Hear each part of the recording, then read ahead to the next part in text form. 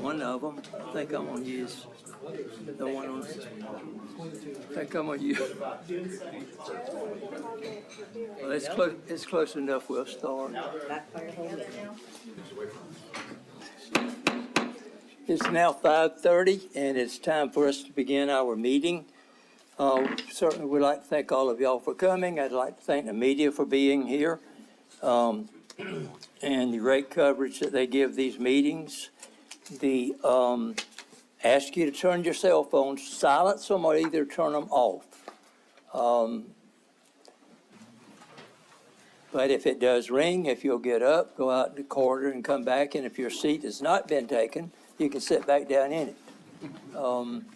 So we're going to ask now Commissioner Jappy Stringer to lead us in the invocation and the Pledge of Allegiance. Gracious Heavenly Father, thank you so much for the blessings you give us every day, Lord. Pray that you will continue to watch over us, and I pray that you will bless everyone here and every family represented here, Lord. Bless our community and our state and our county and our great nation, Lord. I pray that you will bless all the public safety and law enforcement that helps us every day, Lord, to keep things going as they should. Pray that you will bless this meeting and that we may make decisions that are pleasing to you and for the citizens of our county. I ask all this in your Son, Jesus' most holy name. Amen. Amen. I pledge allegiance to the flag of the United States of America and to the republic for which it stands, one nation, under God, indivisible, with liberty and justice for all. I'm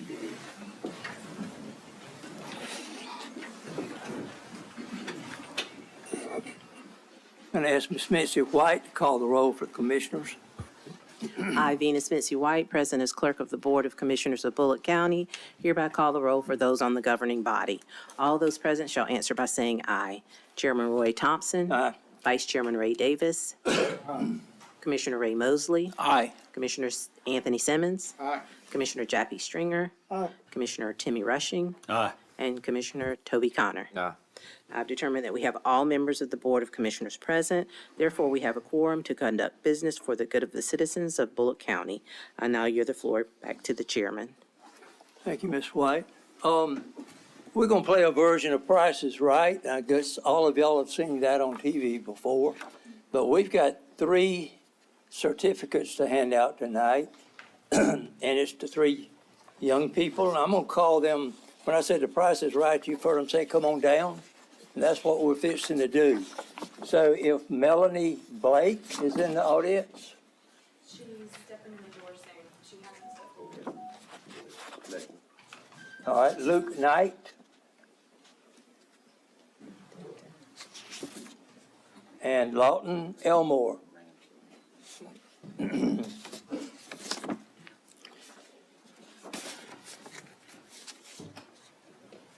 She coming?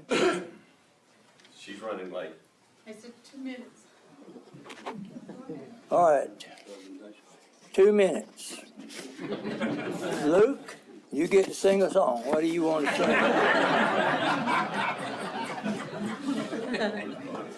Well, y'all double team it. Lawton, you double team with him. What y'all want to sing?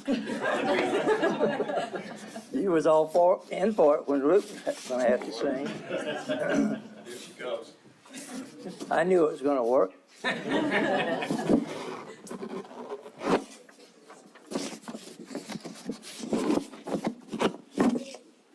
I'm not going to scare her with that question.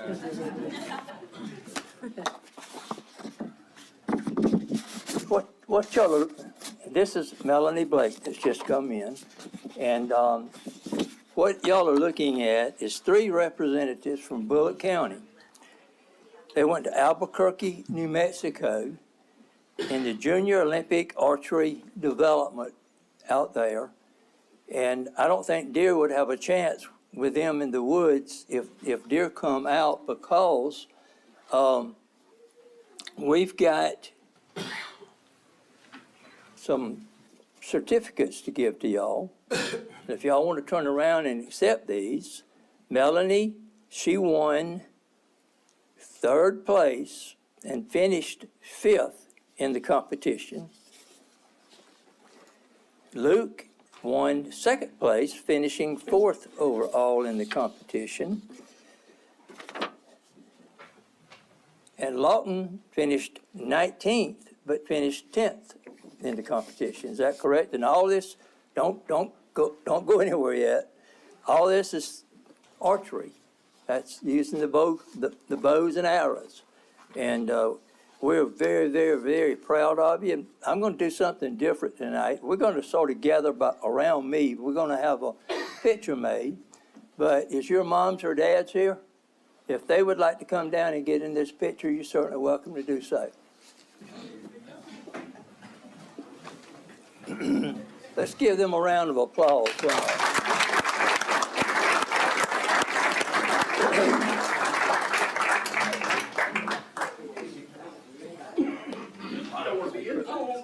No, I need to put that. Come on, man. If we get the parents maybe on both sides and let the three partners stay in the Y'all crowd in. Get in there, you want to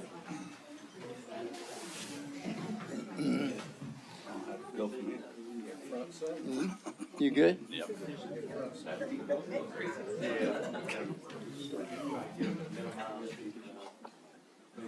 have to zoom out in this group. I have to go all the way to the parking lot. A little bit. Stay still for me. I love that I got this 0.5 feature. That'll make my head look round. Thank y'all very much.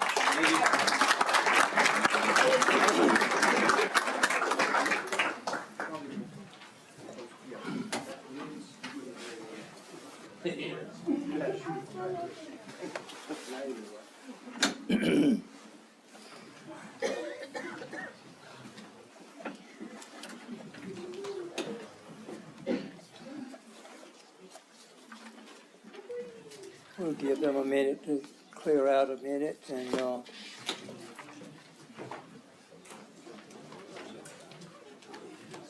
I didn't want to say this with the young ones in the class, in the room here, but now to our not so fun part of the meeting. So, we're going to have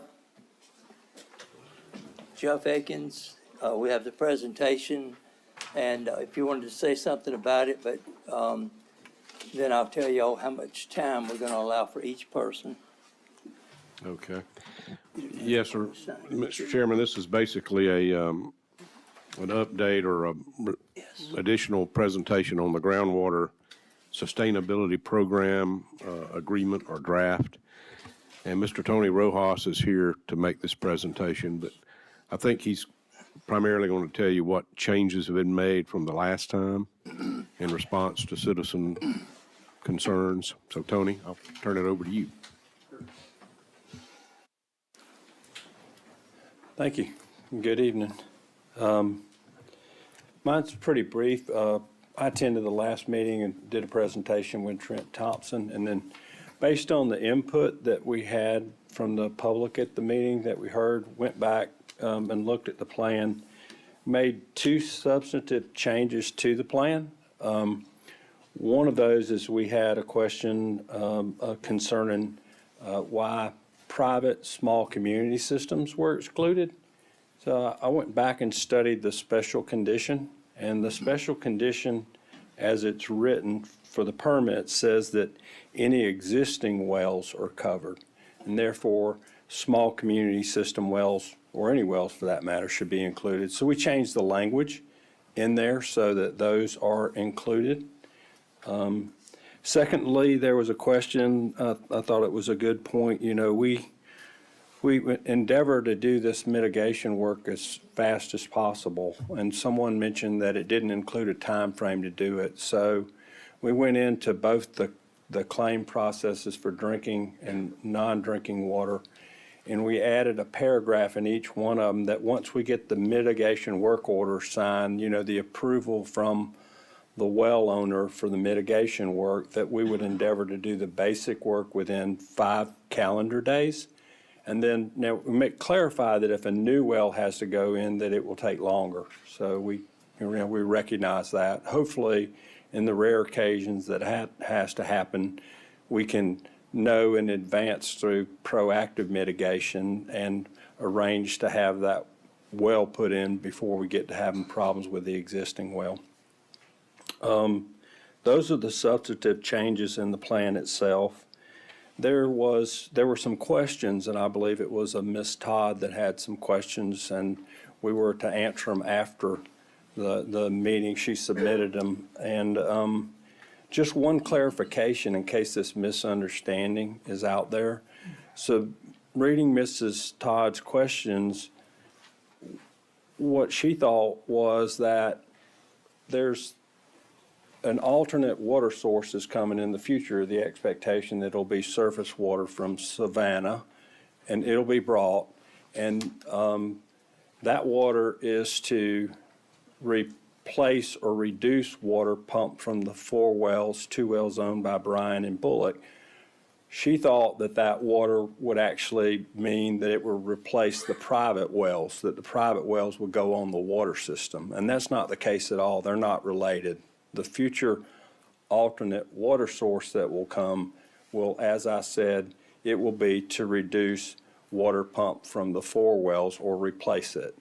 And then finally, I had mentioned that that Bryan County was taking up the considering the groundwater sustainability program today. They had canceled. They normally meet on the 17th, but because of Christmas, they were planning on meeting today and adopting it. They had an issue with a quorum, so they will meet on the 16th to consider, December 16th, to consider adopting it, and I wanted to clarify that to y'all. And that's really all I have, Chairman. Well, we thank you for coming back and clearing those few items up. Now, I need to ask a question. Is there anyone in the audience that would like to have an equal amount of time to make a comment or ask a question? All right. Can I? Now, we're going to do something. We're going to ask the commissioners, we're going to have to vote on allowing the public to speak. And so what we're going to do, if the commissioners approve for the public to speak, someone in the public or 2 or 3, you've got 5 minutes, all total. And I'll explain in a minute why 5 minutes, but after they speak. So I need to ask this question. Do we have a motion to allow the audience to speak? So moved, Mr. Chairman. All right, we have a second? Right. All right, we've got a motion, we got a second, any discussion? Hearing none, all those in favor of the motion, show of hands. Unanimous approval. You may step forward. Is it more than one? Mr. Chairman, can I make one point, though? Yes, sir. Something that Mr. Rojas said, that he went back and looked at it and included all wells. I think he didn't say that it's Florida and aquifer wells only, because that's what the permit condition is limited to. Right. It clearly is limited to Florida and aquifer wells. So. Okay. Thank you for that. Now, total 2 people want to speak? Nick wants to speak. I'll speak. Lindsay Martin. On this, all right, we've got 5 minutes total, so if the other 2 would come forward, that way we won't waste any time. Last meeting, you said that you were going to hold a public hearing. It wasn't even on the agenda that you were going to hold a public hearing today. I don't recall that being said. Anybody else here last time remember him saying he was going to hold a public hearing? Yes. It wasn't on the agenda to hold a public hearing today. To me, it's only fair that you announce it in advance, that you're gonna hold a public hearing so that people who are concerned about this agenda item know that they're gonna have the ability to speak. Otherwise, it seems that y'all are just having a conversation about this issue. I mean, some of you may speak, a lot of you never speak, but I think that it is in the public's best interest. This is something that you're committing Bulloch County to for 25 years. This needs to be right. This needs to be thought out. This needs to be well planned. It's going to affect people in a massive way. I don't think that you need to rush through this. So I'd really ask you commissioners to please hold a proper called public hearing with at least 7 days' notice so that people can read through the mitigation plan, present them to this man here, to you all, to say, hey, these are our concerns. My other concerns, I mean, really, I think it just boils down to that. I think that y'all need to hold a proper cold public hearing. It wasn't on the agenda today. Okay. I just have a question for, what's your name? Tony. How we gonna treat the water, the salt water coming from Savannah to Statesboro? That's all I Sure. That's all. Sure, there's no salt water coming from Savannah to Bulloch County. That was part of the misunderstanding. People just misinformed. EPD explained that. There's just no way for the salt water to make it this far. It's not possible. All of the modeling shows that. And so there won't be any salt water. Okay, so, There won't be any salt water in Bryan County for that matter. It just doesn't come that far. okay. Appreciate it, y'all. For the well inspections on pricing, how much is it gonna be to do the well inspections, the preliminary well inspections? Is that already like a set price, or is that still just floating in the air? So the preliminary inspections, the price, do you mean the? How much is it gonna cost this $1 million fund that we have? So the first thing is what we'll look to do is try to pre-register wells. Yes. We'll send out, if you would, like a notice to residents that own wells or individuals that own wells, inform them about the program and ask them to submit information. So there's no particular inspection. After that, you might identify one that. I thought I read somewhere where the well driller would go out and do an inspection on the well. That was That incorrect? occurs if there's a problem with the well. Okay, And okay. what we'll do is we'll be bidding out, we'll be soliciting bids from well drillers so that we have them on call to do that. So we don't know that price until we get the pricing. Okay, so y'all are waiting for the well drillers to give y'all the price before, y'all not, the state is not issuing the set standard price, so then the well drillers volunteer or not to sign up for it?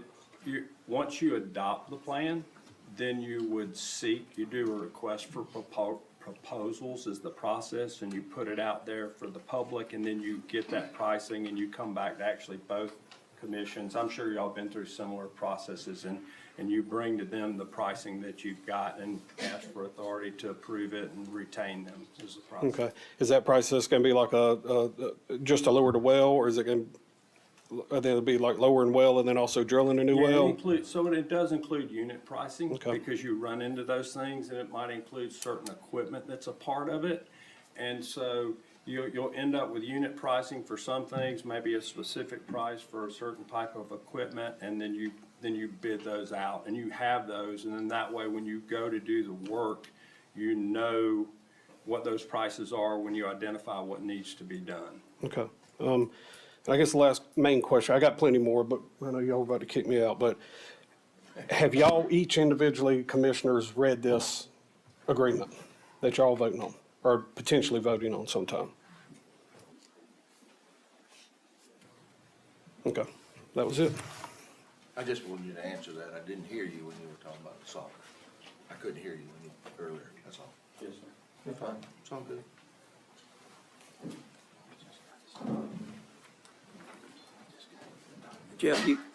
Jeff, you had any? Well, I just need some direction from the board. Do y'all want to have this on the agenda for December 17th for consideration? And let me also say, there's about a 3-page agreement, very short, that goes with this. I don't have it with me, but it basically adopts this program. This is in essence the agreement. But the 3-page agreement, to which this will be an exhibit, it also has a term of, I think, 25 years, but it also obligates the counties to move expeditiously to try to have obtain a surface water alternative, which the EPD permits also require. So that's in there, and then it has some provisions about default, just some common what we would call legalese type stuff. But that's what we would have, or what I would submit for the agenda on the 17th, that agreement, if that's what you want to do. And I just need your direction on that. All right, commissioners, any comments? You want to have it on the agenda for the 17th? Yes, sir. All right. I guess we just need to put that in form of motion, Jeff? Yeah, if you just want to vote on it, and this is not voting to approve it, this is voting to put it on the agenda. All right, we have a motion to put it on the agenda. Do I have a second? So, We have a second. Any discussion? Mr. Chairman, may I speak? Yes, sir. There's no question in my mind that the people in the 5-mile radius need insurance. But this groundwater stability program is long on narrative and short on specifics. And I, as a commissioner, cannot vote positive on this thing the way it stands. 4 of the 8 principals that started this MOU are not going to be back next year. And it's unfair to the commissioners coming in and those that are coming in new to have to adopt what other commissioners or other groups have brought forward. I endorse our public hearing. Thank you, sir.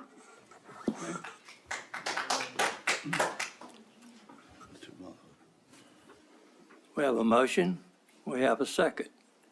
All those in favor of the motion, show of hands. All those opposed? Motion carries 4-2. We'll have it on the agenda.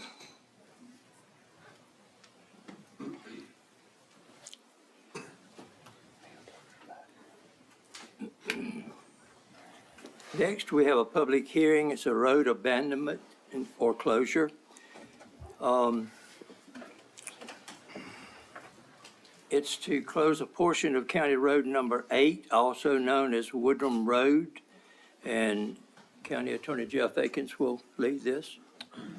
Yes, sir. We did receive a petition to close a portion of Woodrum Road. And in accordance with Georgia law, the commissioners must hold a public hearing on this issue before taking action to formally abandon this portion of Woodrum Road. There was a public hearing notice that was published in the Statesboro Herald on Thursday, November 21st and Thursday, November 28th. And property owners on the road, not just the portion that's requested to be closed, but the entire road, were personally notified of the hearing with a letter sent via regular U.S. mail. If, after conducting a public hearing, the commissioners find that abandonment of this portion of County Road number 8, also known as Woodrum Road, is warranted because it has ceased to be used by the public to the extent that no substantial public purpose is served by it, or that its removal from the county road system is otherwise in the best public interest. And those are the 2 standards. You have to find that it meets one of those standards. Then you may adopt the resolution that's been presented to certify abandonment of this portion of the road. If you decide that that standard has not been met, then while it's not required, I would recommend that you make a motion and pass it, that the road be left open as a public county road. All right. Okay. I'll now ask for a motion to open the floor to public comments. So moved, Mr. Chairman. Second. We have a motion, we have a second discussion, none, all those in favor of the motion, show of hands.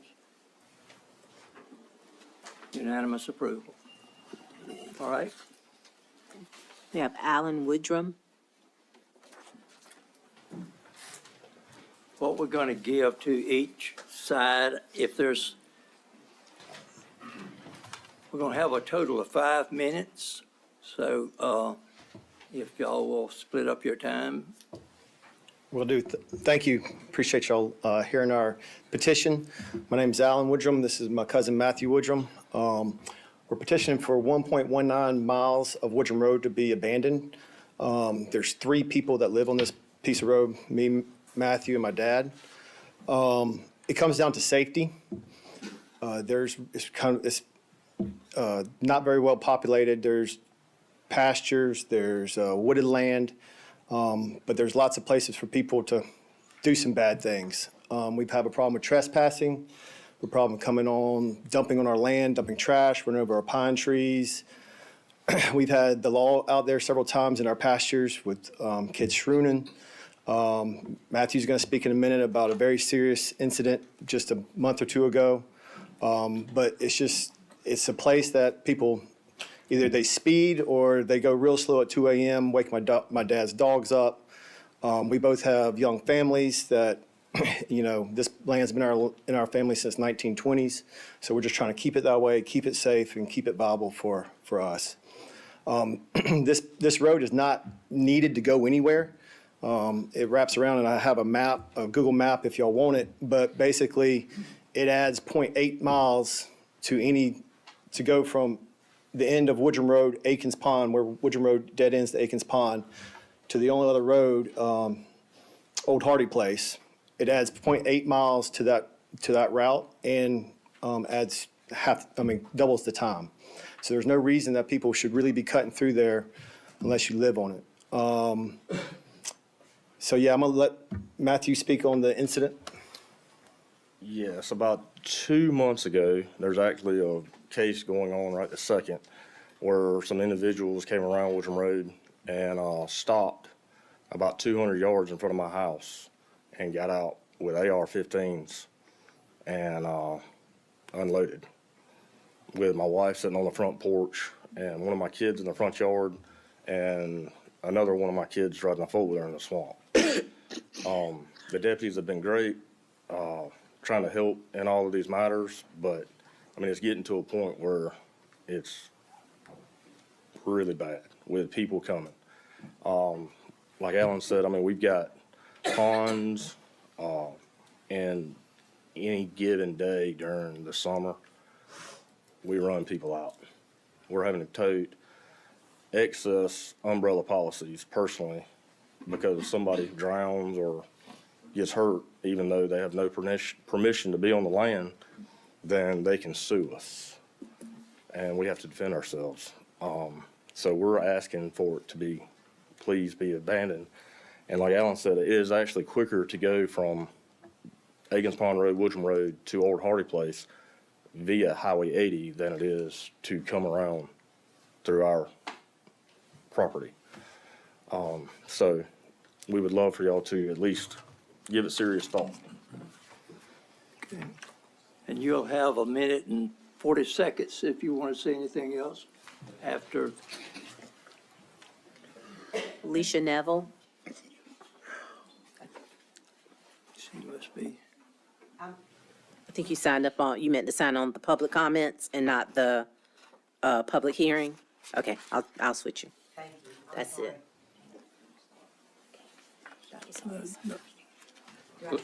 LaRue, Okay. she lives on that I road. truly understand what they're saying because we have property also in the county. And I live out on Country Club Road and I'm on a dirt road and I have the same issues that they're having. So I do understand it, but I think that's not just this road or not just limited county area. We do oppose, my family does, and my last name's Lord and my family is Laracy. And we've had that property there about 40 years. And the road's always been there and it gave us 2 accesses because both roads flood and they flood a lot, especially the road that we would be on now if they close that, because that would keep us from going to 80 by Dollar General in that area. So we would have to come out the other way, and that road and that property is much lower.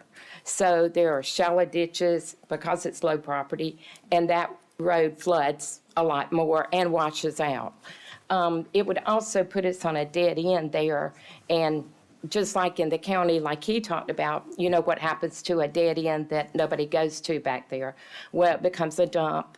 And so our property would be the dump area when they close that road, because we would be the last open road there. So we definitely oppose it. We go to that property, somebody from our family, because there's about 8 different families, you know, the Altmans, the Lairseys, the Lords. It's a whole group of us, the Erdmeyers, I mean, people that worked for my dad in the past and stuff like that. We hunt there, we fish there, we take our dogs there, we train our dogs there, and we have a timber track there. So the road is definitely used and used a lot. And sometimes my nephews will go twice a day to that property because they use it. So I know it's being used, and I also know that because I go out there and we're out there and people are passing us. So it's being used. But I do understand their situation, but it would devalue our property tremendously. And then in my situation, being a single widow, I like coming back out where it's a little more populated and I can go out Dollar General.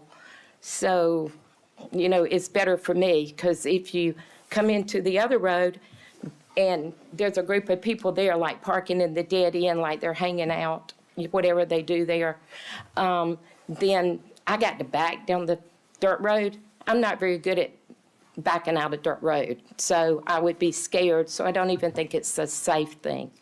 I can't see where it really benefits the general public. I can see where it might benefit a family or some people like that, but I don't really think that it's a benefit to the general public in any way. Thank you.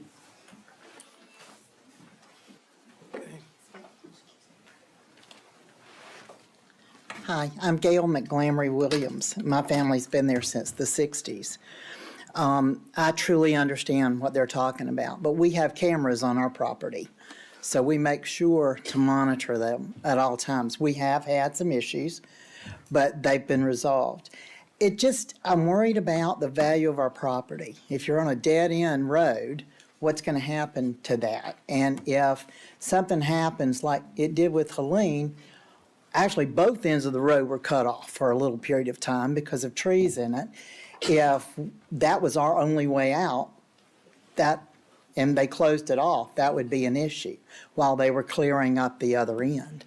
So I just don't see that. I know there are a lot of people that are traveling. I don't know where they're coming from, but I see them coming and going back.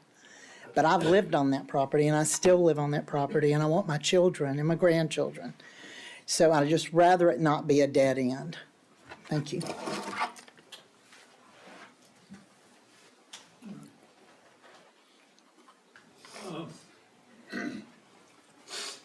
Thomas Stedman, I live on Woodard Road. I've been out there for about 40 years. I've actually been down Woodard Road 4 times this week, all the way around by authors and everything. I use it quite frequently to go from there to Middle Ground. It's a shorter cut. I really would hate to see it close because I think it limits our side to being just a dead-end situation. I've only got 30 acres, but I think it would reduce my property value. Of course, I imagine y'all would reduce my taxes if that happened, but I just wanted to state, and I know the Woodrums, know all of them, and you hate to go up against your neighbors in these sorts of issues, but That's my point of view from my position. So, Thank you. thank you. Sir.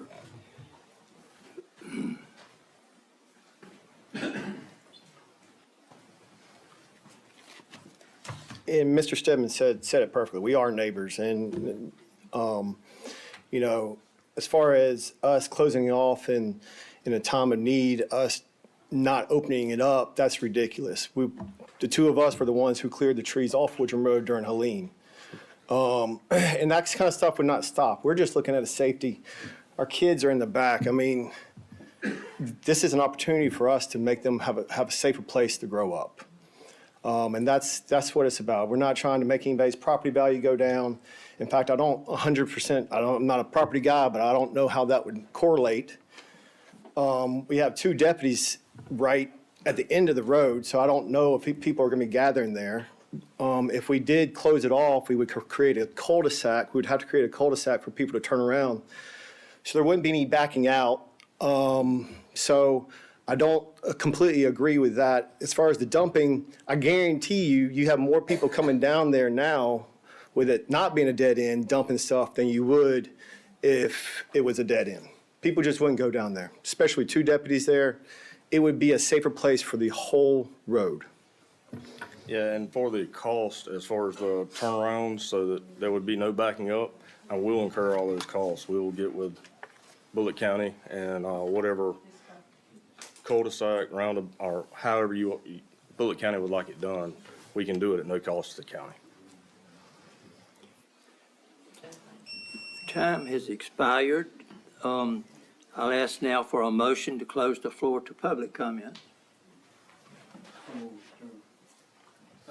We have a motion, we have a second. Any discussion? Hearing none, all those in favor, the motion, show of hands. Unanimous approval now. Do we have any commissioner questions or discussions? Anyone?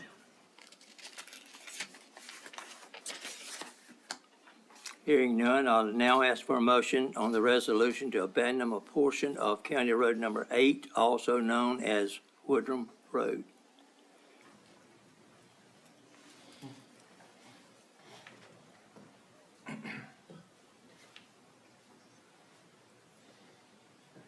Do I have a motion?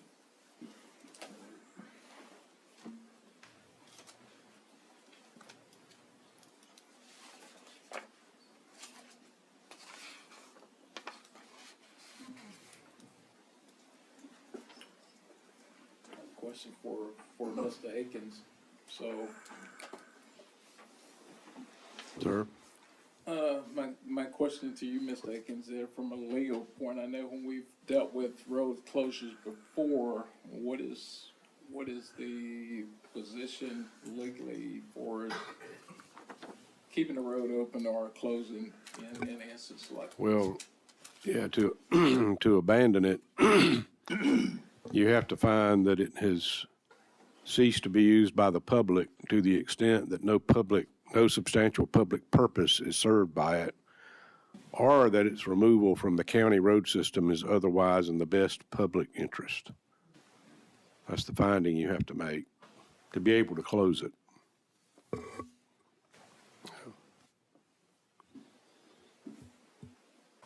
Does that answer your question? Okay. I think so.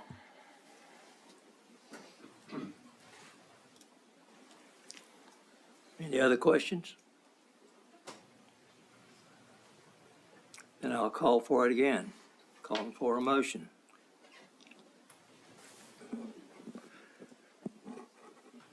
Well, Mr. Chairman, it seems to me that a lot of people still use this road. I move to keep the road open. Have a motion to keep the road open. Do we have a second? Second. And we have a second. Any discussion? Hearing no discussion, all those in favor of the motion, show of hands. It's unanimous that this road will remain open. Thank y'all very much. Thank all of y'all for coming.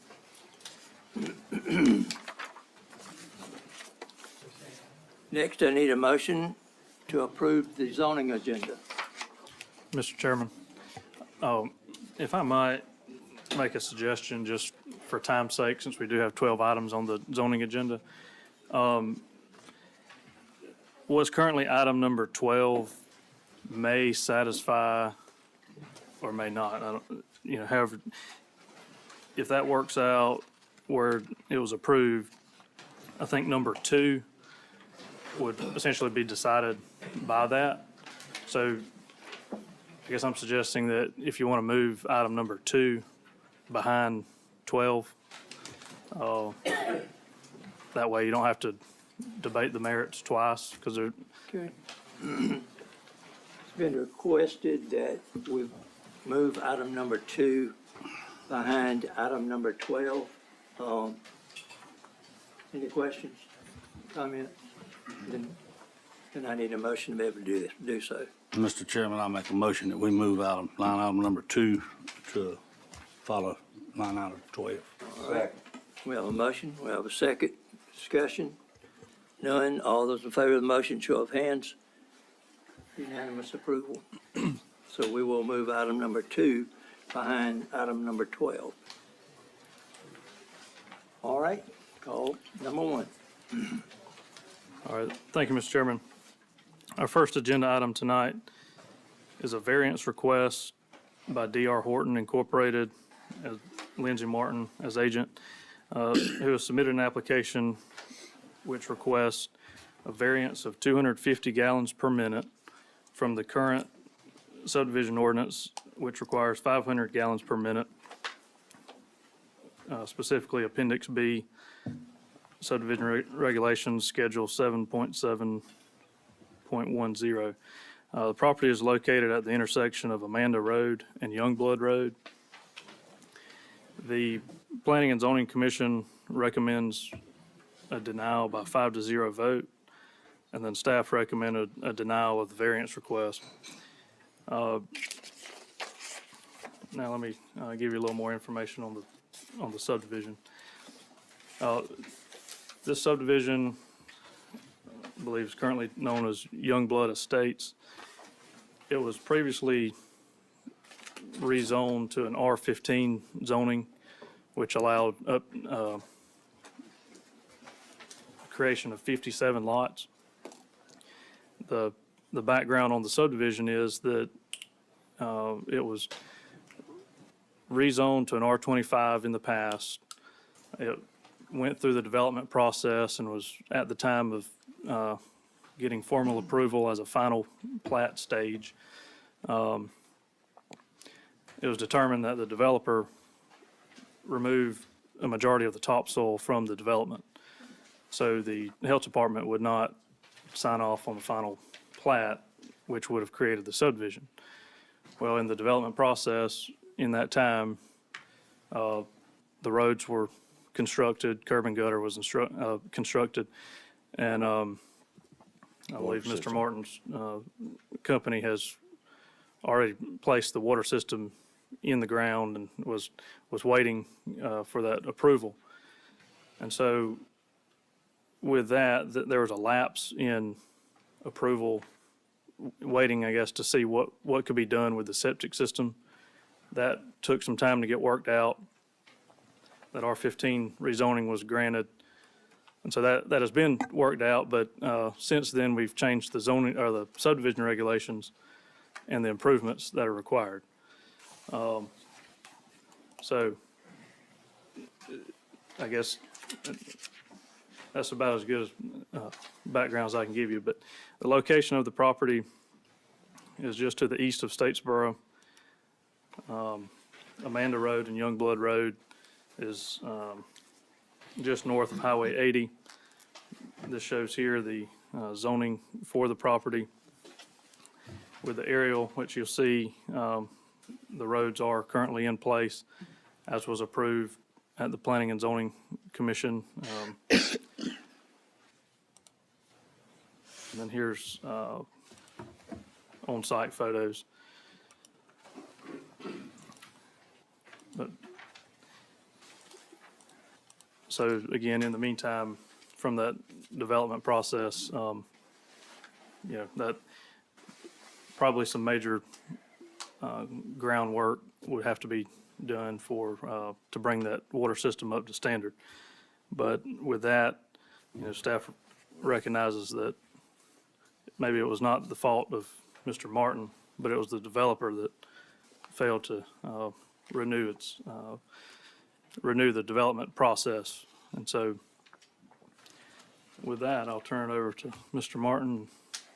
Good afternoon. I want to apologize. I couldn't hear the man earlier. I just wanted to ask him a question. This was put in 2018, 2017, somewhere along in there. And all the roads and all the curb and gutter and all the drains are in. So we have approval from EPD, and the people didn't come back and do their paperwork unbeknownst to us or me. And it's really a waste of a lot of money for 7 more lots, which could be, and I'm told now, could be 5 to 6 more lots. So we're talking a waste of about $300 and something thousand, and a total cost up to about $720,000. So it's in and ready to go, and it's just a mishap, and I'm asking for a little leniency to get this cleared up and we can move on. And I'll answer any questions. Mr. Martin, I have followed this subdivision since it took off. It sounds like it's been snake bit from the beginning. I just, before anybody votes or thinks about it, I just want everybody, I have followed this and followed it closely. And it's been treated no different than any other subdivision. It was rezoned. He was given the amount of water he had to provide at the time. He done just like always, every developer, anybody in the water business does. He installed his product there, depending on the fella that was putting the subdivision in. He didn't file his paperwork. He's been caught up in an ordinance change, in a subdivision change, and everything, any other kind of change. So either way this goes, the 250 gallons a minute will be a non-existent thing in Bulloch County anymore. Past this, I myself don't know why I wasn't in on part of this, because that sounds like something I'd get into, but I just wanted to state that for the record. It was not his fault.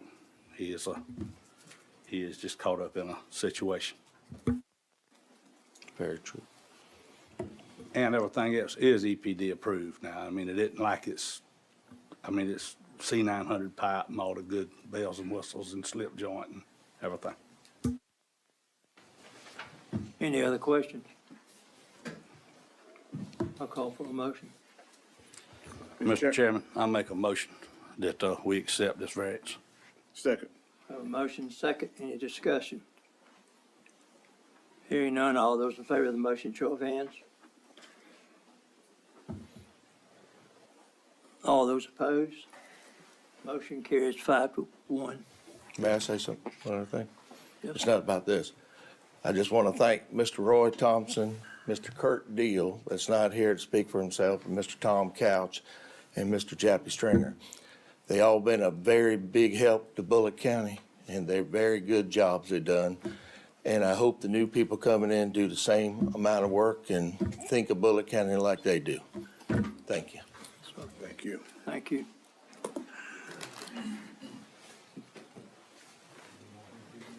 Item number 3.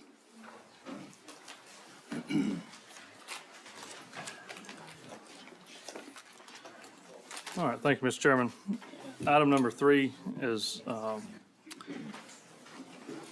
rezone request of approximately 89.6 acres from a residential 80,000 square foot lot minimum, or R80, to a PUD 1, Planned Unit Development 1, for the purpose of developing a mixed residential development, which includes single-family detached units and single-family attached or townhome units. The property is located on Burkhalter Road. Mr. Steve Rushing will be acting as agent. And this board has seen this case previously. It was deferred until tonight. And then the Planning and Zoning Commission recommended a denial by 5-0 vote.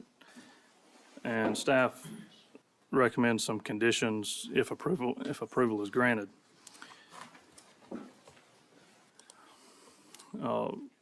This property is located to the east of Statesboro along Burkhalter Road, I guess to the east of Highway 80, northeast of Highway 80. This is the current zoning for the property. As you'll see, surrounding parcels are really the majority of the area is zone R80, one Ag 5 parcel just adjacent to it. And this is an aerial of the property. On that northern portion of the property, there's some wetlands that would be, I guess, really undevelopable. So, but that is included in the calculations for their open space. This is the plan that was included in the PUD report, in which shows single-family homes on the frontage of Burkhalter Road, and then townhomes to the interior of the development.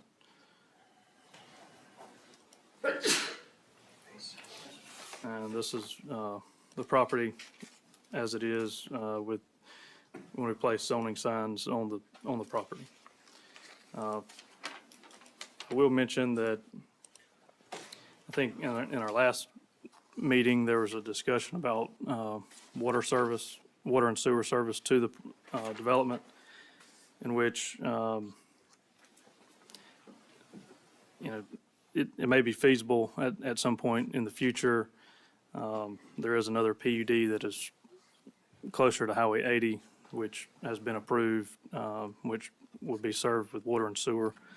There is a time limit on PUD zoning, so it would have to come within two years, or the development would be back here trying to get this plan re-upped, reapproved as it is or with any changes. So, yeah, there is a question about water and sewer service to the area, but hopefully the applicant can address anything that y'all have uncovered since. So I'll turn it over to Mr. Steve Rushing. Thank you, James. Mr. Chairman, Commissioners, I am Steve Rushing, attorney here in town. Tonight I'm representing Blue Water Bulloch, LLC. Some of its principals are here on the front row: Jason Franklin, Joey Cody, Kelly Brown, and Randy Childs are our owners. Also here with us is Don Lanier. He's the current owner, and this group has it under contract to purchase it. You will also recall that this application came before you last month and when it was deferred. And you will also recall that this item that's before you now, item number 3, is included with item number 4. They're both the same subdivision, all the same terms. So I'm going to, everything I state will address both of those items. It had just been turned into 2 tax parcels. One of them got cut out many years ago and has never been reassembled, but it is part of this development, the next item. Also, last month, I think Commissioner Mosley had posed that question that James just addressed, and others may have had similar questions regarding the timing of the water and sewer to this site and whether it was expected within the 2-year time span for a PUD development to commence. Our engineers, who are also here tonight, Joey Maxwell and Ryan Poitras, dug into that, and we are pleased to report that this development will indeed tie into the Adelaide subdivision, which is another PUD development on this same road located near the Burkhalter intersection. That development is a good bit ahead of ours, so they are actually have plans that have been submitted to the county and are being scheduled for sketch plan approval actually this month, with a probable start date of construction between February and April, according to that group. So early next year, that will get started. Our development will install a lift station and pump its sewer to the lift station that development will be installing at the Adelaide subdivision. These lines will follow the county right-of-way. So if this PUD is also approved, then the design for this project will begin, and it will take 4 to 6 months to obtain a permit and to commence construction. So well within the 2-year requirement for a PUD project to be commenced, even if there is some holdups with the Adelaide. Within the 2 years, it doesn't have to be completed within the 2 years, but it does have to be commenced. And with the current time frame for Adelaide and us just about 4 or 6 months behind it, we should be well within our 2-year time frame on that. I might also bring up the other expressed concern last month with this development was perhaps the density that you see there. And with a PUD, particularly a PUD 1, it anticipates a mixture of different types of residential development like single family and townhouses that we have proposed, but that is not a requirement. It is just anticipated. So if that is still a concern of this commission, then we are prepared to amend our site plan and remove those 108 townhome dwellings and substitute 64 single-family dwellings with a new site plan. Now, we did tender a site plan to the county last week. I don't know if you've had a chance to install that, James. Is that all right? I've got it here that I can actually put on the screen. If you will help me with this projector, James, I will show you the new plan on that.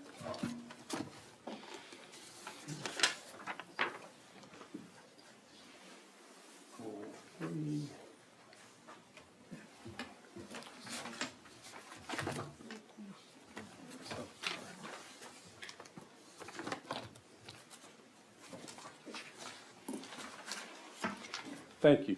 As you can see, if we adjusted our plan accordingly, that would address the density. We would go down from 209 dwelling units in our first plan down to this one would contain a total of 165. This would also reduce our density from 2.5 dwelling units per acre to 1.7 dwelling units per acre. And that is the one that you see before you. Now, we confirmed with the county staff that this commission could indeed approve our rezone application, but add a condition that this single-family site plan be substituted for the original site plan and still grant our rezone request for a PUD 1 that we are seeking. It's just that then we would be tied to this plan and not to the first one.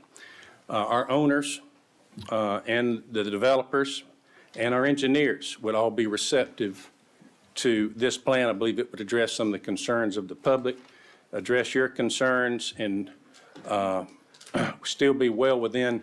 The PUD 1 allows up to 10 dwelling units per acre. We had 2.5, this takes it down to 1.7. I also remind you that this property is in the comprehensive use plan for this zone, which it's already a residential, but this PUD is within the comprehensive plan, and this zoning density is far below that density. So I think with those two items that was concerned, that I think resulted in our deferral last month, we would submit and tender this new plan. I did notice also that the staff offered an additional condition from last month. The additional one is that we would deed to the county 15 foot of additional right-of-way along Burkhalter, the length of our property, for further width for that property. And again, we would have to install a left turn lane anyway. It wasn't there last month, but we don't have a problem with that. We would actually deed the county 15 additional feet. So condition 4 is also acceptable, as is conditions 1 and 2. Number 3, as we stated last month, we would prefer not to include because there is a current street light ordinance that would apply to this subdivision and I think adequately address the lighting for the subdivision. So we would ask that you grant our rezone to PUD 1 with the first 2 conditions the staff suggested, the 4th condition that they just added, and add a condition to substitute this new plan for single-family dwellings only, and then not accept the 3rd suggested condition. We'll save the rest of our time. Thank you. Lisa Sykes.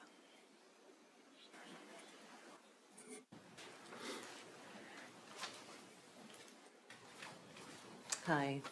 I am very opposed to this. I have reservations because of the road.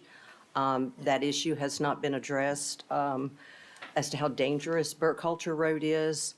The intersection at 80 and Burkhalter coming both ways. There's also a bridge that is down at Mill Creek below where the subdivision that they want to put. I don't know when the last time that the road, that bridge has been inspected. There's a lot of traffic.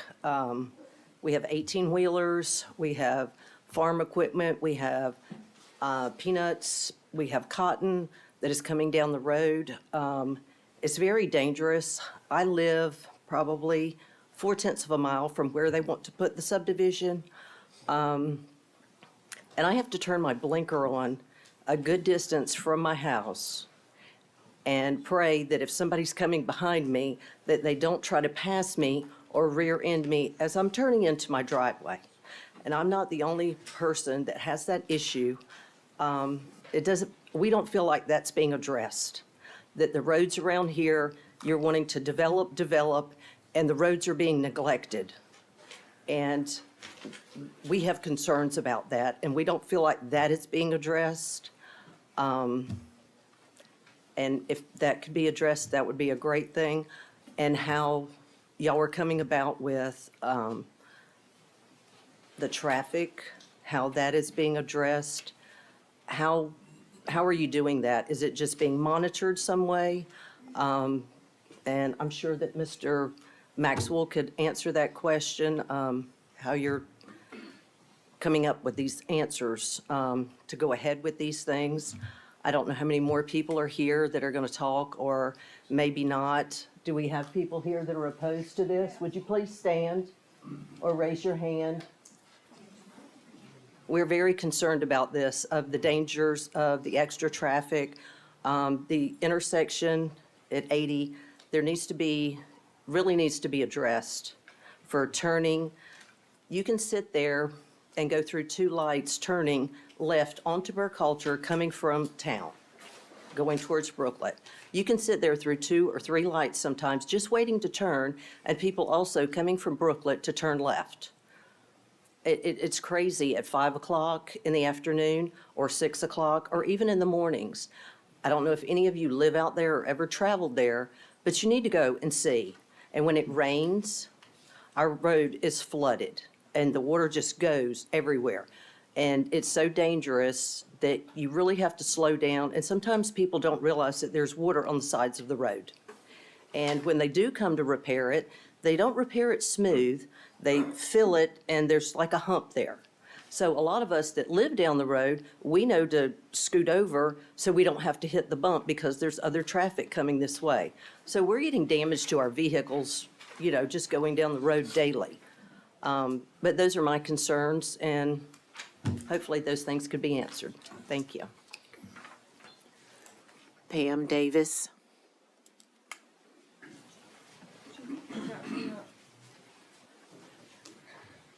Okay, Chairman and Commissioners, my name is Pam Davis, and I am here today opposed to this PUD development. I had previously shown you a functional classification map of Bulloch County roads showing this road is a rural minor road. Per county ordinance, PUD developments are to go on major collector roads. This has not changed. Their traffic study did not change this ordinance, which are laws of Bulloch County. or the road classification. Your traffic study only looked at the area from Highway 80 to the driveway and to the development. The most dangerous area, which she had already addressed, and I have down here to address too, is the blind curve and changing elevation from the other direction. I didn't know about the change, so I am going to talk about this right here, the old plan. If you can notice the roadway, if you would put up that other slide for a minute, the other picture. Okay, you have the nice road coming in there, curve and gutter as it should be, and all, then it changes. The whole road structure goes down. You have no curved gutters, you have no road, you have, okay.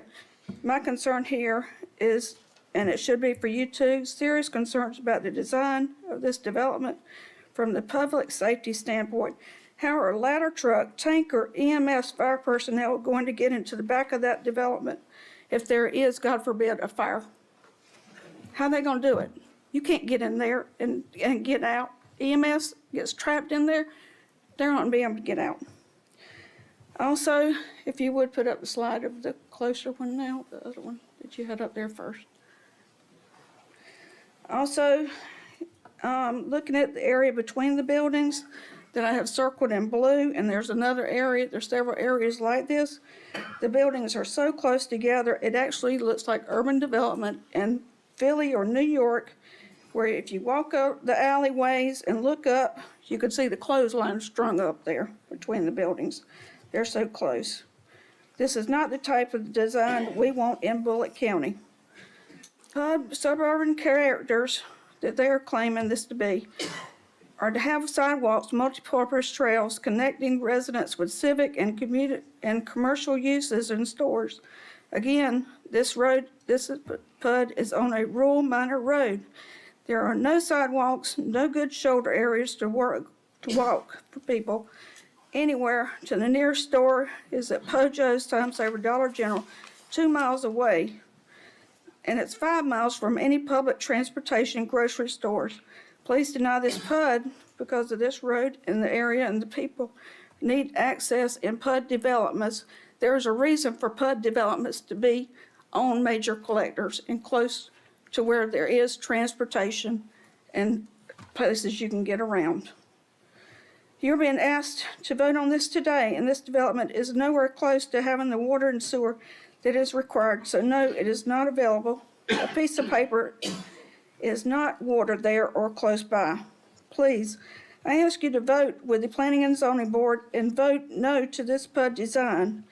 Have them come back in 6 months and re-examine this, or be more certain and all as to what can be done, or at that time what needs to be done, or even if there is a need. I'm understanding that there's already enough housing and all. Is there going to be a need for this type of development? Thank you for your time. Tammy Collins.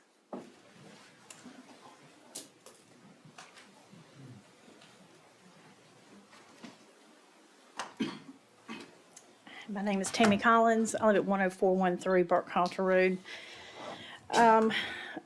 Glad to hear that there is some kind of difference between the rental properties. That was huge, but it's still really bad. Even with just the single family housing, there's just too much traffic on that road. I mean, it's like, I've been to a couple of these meetings now.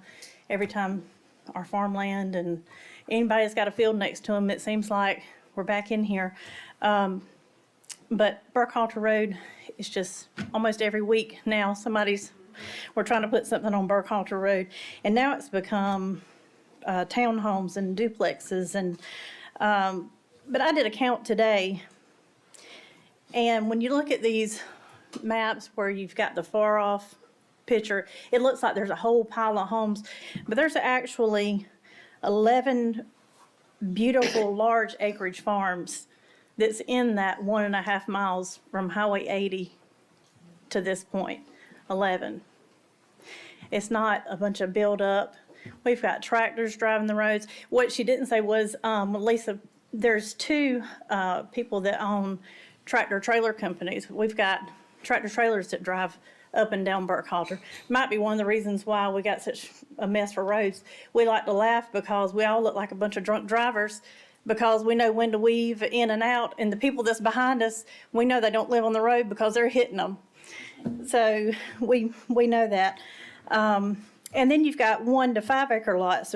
You'll find those, but these are homes that are well maintained. Their properties are well maintained.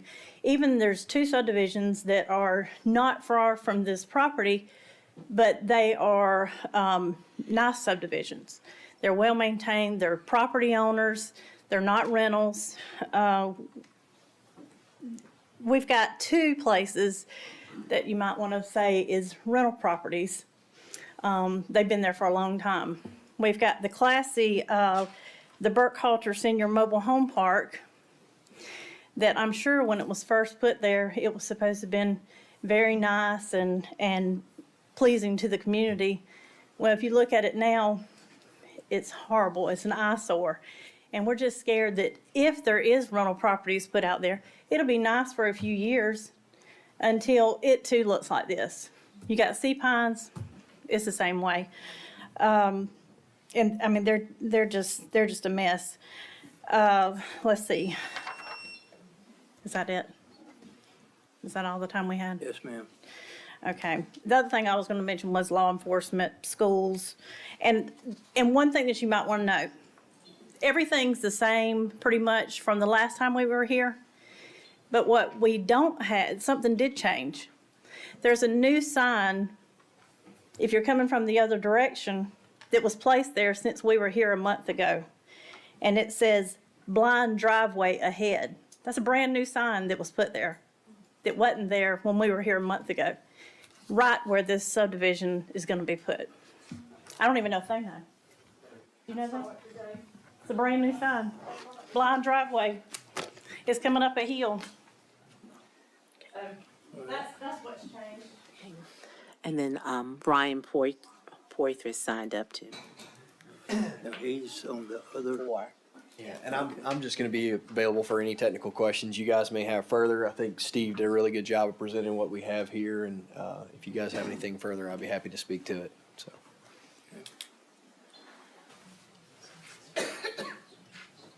Okay, that's it. Thank you. Just as a quick rebuttal, yes, Ms. Sykes and Ms. Davis was here last month and made those statements. We took it to heart. That's why you see some of the changes that we have made. Now, we never talked about rentals. These were all houses to be sold. So even when we had the townhouse units, those were to be sold and not for rentals. But we took that to heart. We took the traffic. Now, Ms. Sykes did indicate it's not been addressed. That's not an accurate statement. First of all, there is an existing Bulloch County future long-range traffic plan in place that looks at all the roads. But then specifically, there's the ordinance that requires, at the time that we file our application, we have to submit an engineered traffic study that we have obtained, which we did that and have submitted that to the county. So it has been addressed by civil traffic engineers. And their only recommendation for this development was the left turn signal, which the county adopted in their condition number 1. So, and some of the other things that they mentioned about traffic, that's true pretty much on every road in the county, including the road I live on. Obviously, there's increased traffic that we have to deal with, but that has been already looked at in the long-range plan and in our traffic study. And certainly the staff reviewed all of that when they made their recommendations. So I think we've already addressed all these concerns, and we do ask that you grant our request with the revised plan, which I think addresses a lot of the concerns. Thank you. Question for you. We're voting on item 3 and 4 together? That might be a Jeff question. Okay, I got you. No, sir, I think they'd be separate. Okay. Because there's 2 different applications. Okay. Mr. Rushing, my question for you, just for clarification on where the townhouses is at, the sidewalks and the road is going to continue on just like in the single-family That's correct. dwelling It area. would just be extended where we did have the town. In other words, so. Yes, sir. Mr. Rushing, Mr. Attorney Rushing, Yes, sir. is the revised plan, is that the same plan that went before P and Z? It is not. It is not. They saw the one with the townhomes. And that's why we came to the staff since then and inquired whether this commission could adopt the revised plan, and it was confirmed that you can. You have that power to do that. You can even adopt the original one or this one or a different one. But this is the one that we're tendering now for the commission to consider. That was the question I wanted to ask Jeff. Could we switch from one to another? Right. Well, the ordinance does provide that you can, and I can't quote it exactly, but it allows you to make changes from what was requested. Now, it's pretty broad in the ordinance, but I think it's limited by, public hearing notices. And the position we've always taken is if you have a residential zone that's been applied for, and you go to a less dense zone or a less dense layout as they have here, still the same, in this case, it's the same zoning district, but it's less dense, then I think the ordinance allows you to do that. And I think the hearing notice gives you fair notice of that. Now, obviously, there's limitations to that. And I guess a ludicrous example would be if they walked in here tonight and said, well, we decided we want to rezone the general commercial and put a shopping center here. They couldn't do that. They'd have to reapply for something like that. But this is is not a significant change. It's going to a less dense zoning. It's still residential. So we've always allowed that. I think that's defensible under the ordinance and the law. So my question, my understanding is this can be done. Yeah, yes, I think it can. Okay. Any other questions? Mr. Rushing, could you respond to the 7-year build-out being a $92,000 loss to the county? Yes, sir, and it's the same to pretty much every other development that is residential in nature. If you look just solely at the residential neighborhoods, they generally, under this particular economic test, would show to be upside down on it. But this commission has always looked at not just at one particular subdivision, but they look at the county as a whole, and there's a lot of other sites that have a positive, such as our industrial sites and our commercial sites, that more than make up that expense when you look at the county as a whole.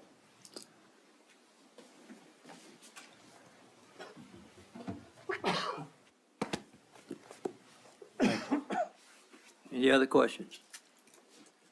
Hearing none, I'll call for a motion.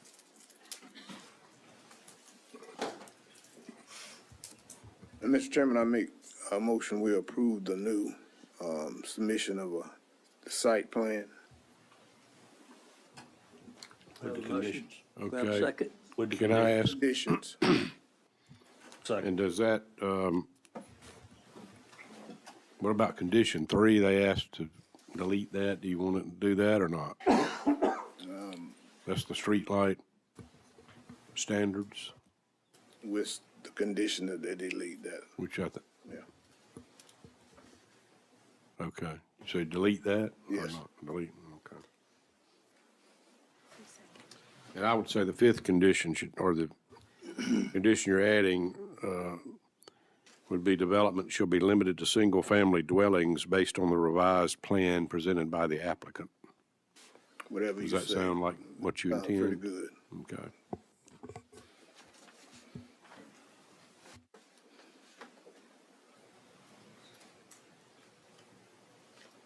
Do I have a second?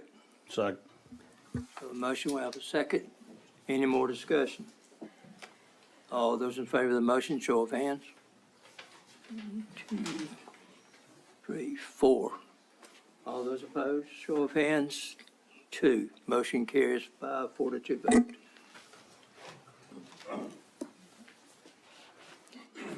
Ready? Item number 4.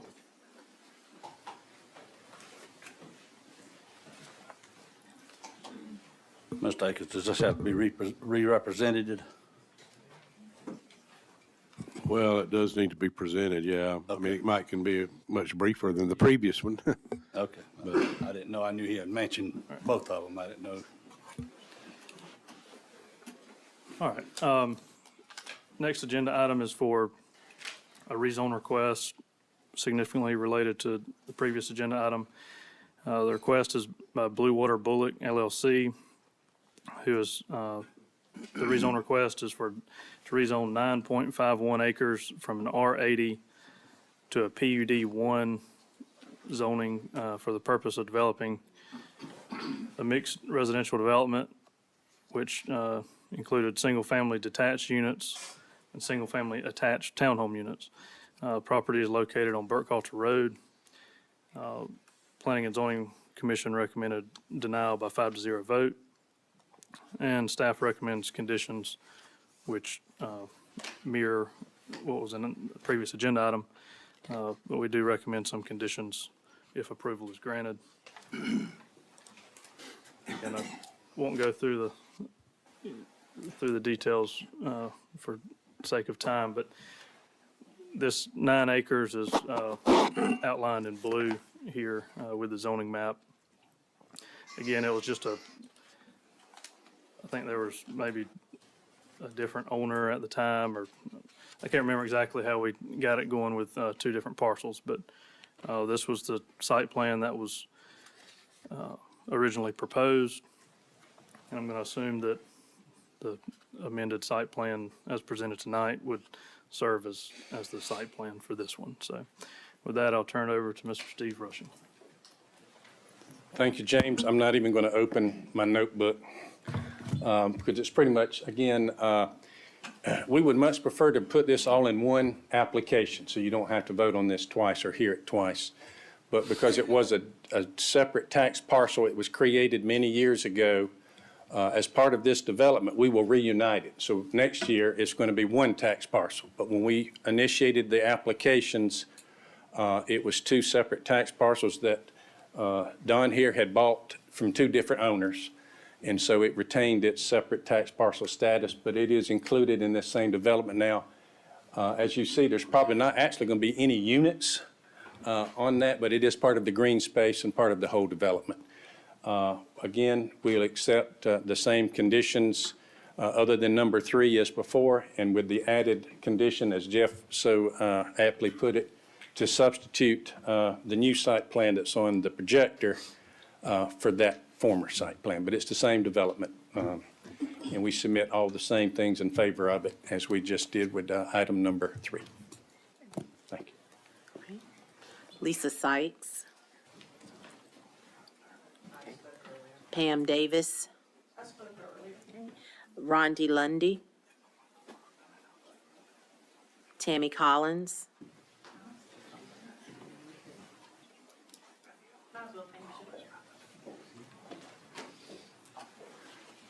Just to finish, what I didn't get to say was the reason why planning and zoning had major issues was and I did hear, I think Stephen Rushing said that they were going to broaden the road right there where the development is.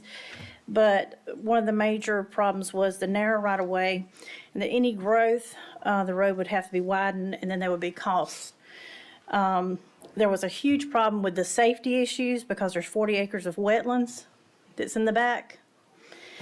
And which was, to quote them, they said that, which is very unusual for developments of this size with the high density.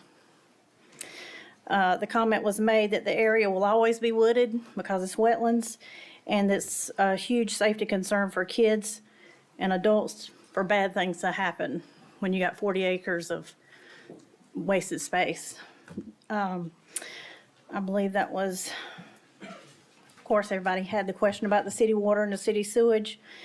And, of course, we worry about annexation.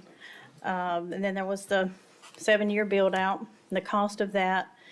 And 10 years ago, my daughter graduated from Statesboro High School.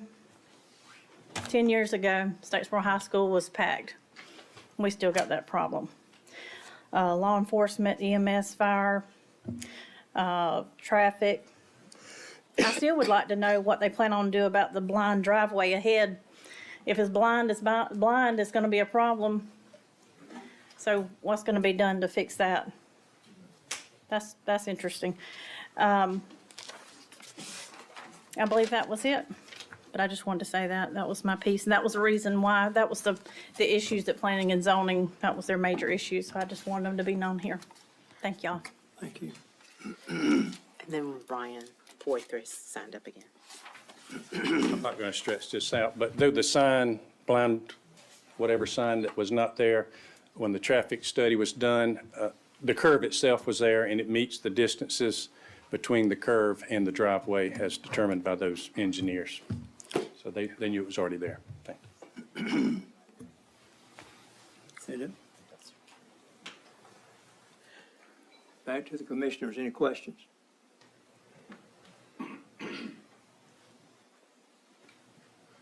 Then hearing none, I'll call for a motion. Mr. Chairman, I move to approve number 4 on our zoning issue with the same conditions as stated before in the last one. All right. Do we have a second? Second. We have a motion, we have a second. Any more discussion? Hearing none, all those in favor of the motion, show of hands.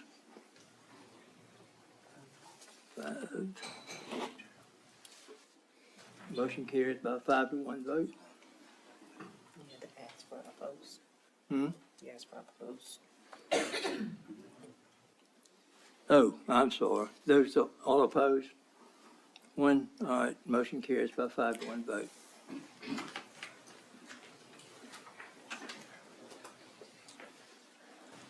Number 5.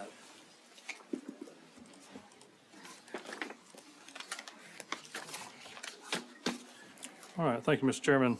Agenda item 5 tonight is a request by Matthew Wood, who has submitted an application to rezone approximately 3.3 acres from an agricultural 5 acres to an R2, 2-family residential, for the purpose of creating 5 additional parcels, which would contain or be developed with duplex structures, 2-family structures.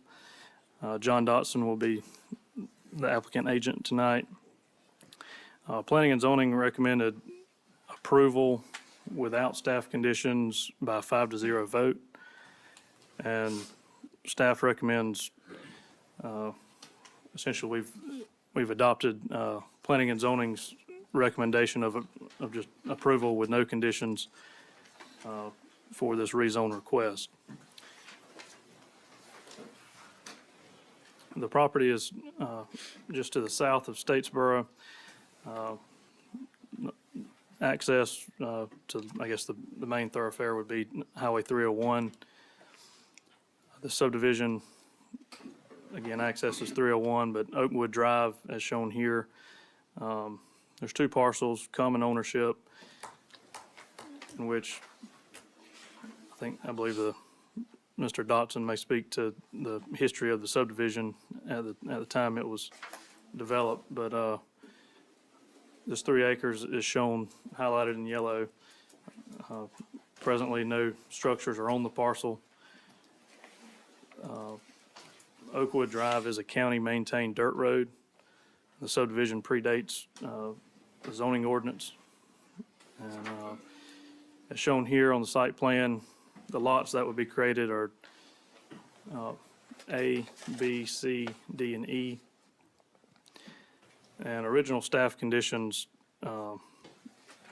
proposed a mix of single-family and 2-family structures on the 5 lots.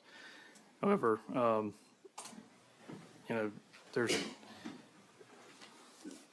it would be somewhat common and acceptable for two-family structures, two-family dwellings, and single-family dwellings to have a mixed use. So again, staff just kind of recommended approval along with planning and zoning. But this is these are the parcels here.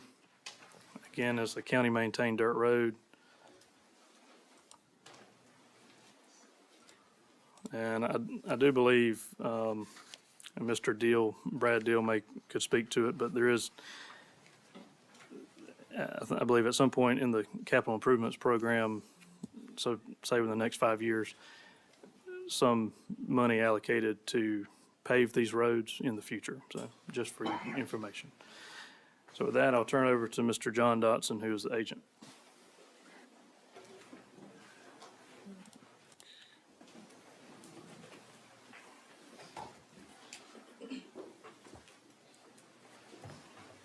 Good evening, Mr. Chairman, Board of Commissioners. I'm here to represent Matt Wood tonight.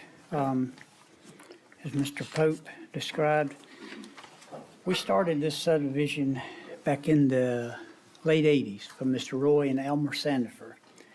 We would do a section of lots as they would sell them. It just so happens that the lots that Matt has purchased are the remaining areas that would have been 100 by 150 foot lots. But due to changes in the County Health Department ordinance, we had to have a half acre of usable soil for each one. So that being said, we could take these 11 lots and create 5 duplex lots. That's all that we could get. It'll be subject to a county water system, which is already in place, and beyond septic tanks for each building. I'll answer any questions that you may have, and we would ask for your support. Thank you. Signed up. No one signed up to speak. Commissioners, you have any questions? Hearing none, I'll ask for a motion. Mr. Chairman, I make a motion that we accept this rezone. Second. A motion, we have a second. Any discussion? Hearing none, all those in favor of the motion, show of hands. Unanimous vote, 6-0. Thank y'all. Thank you.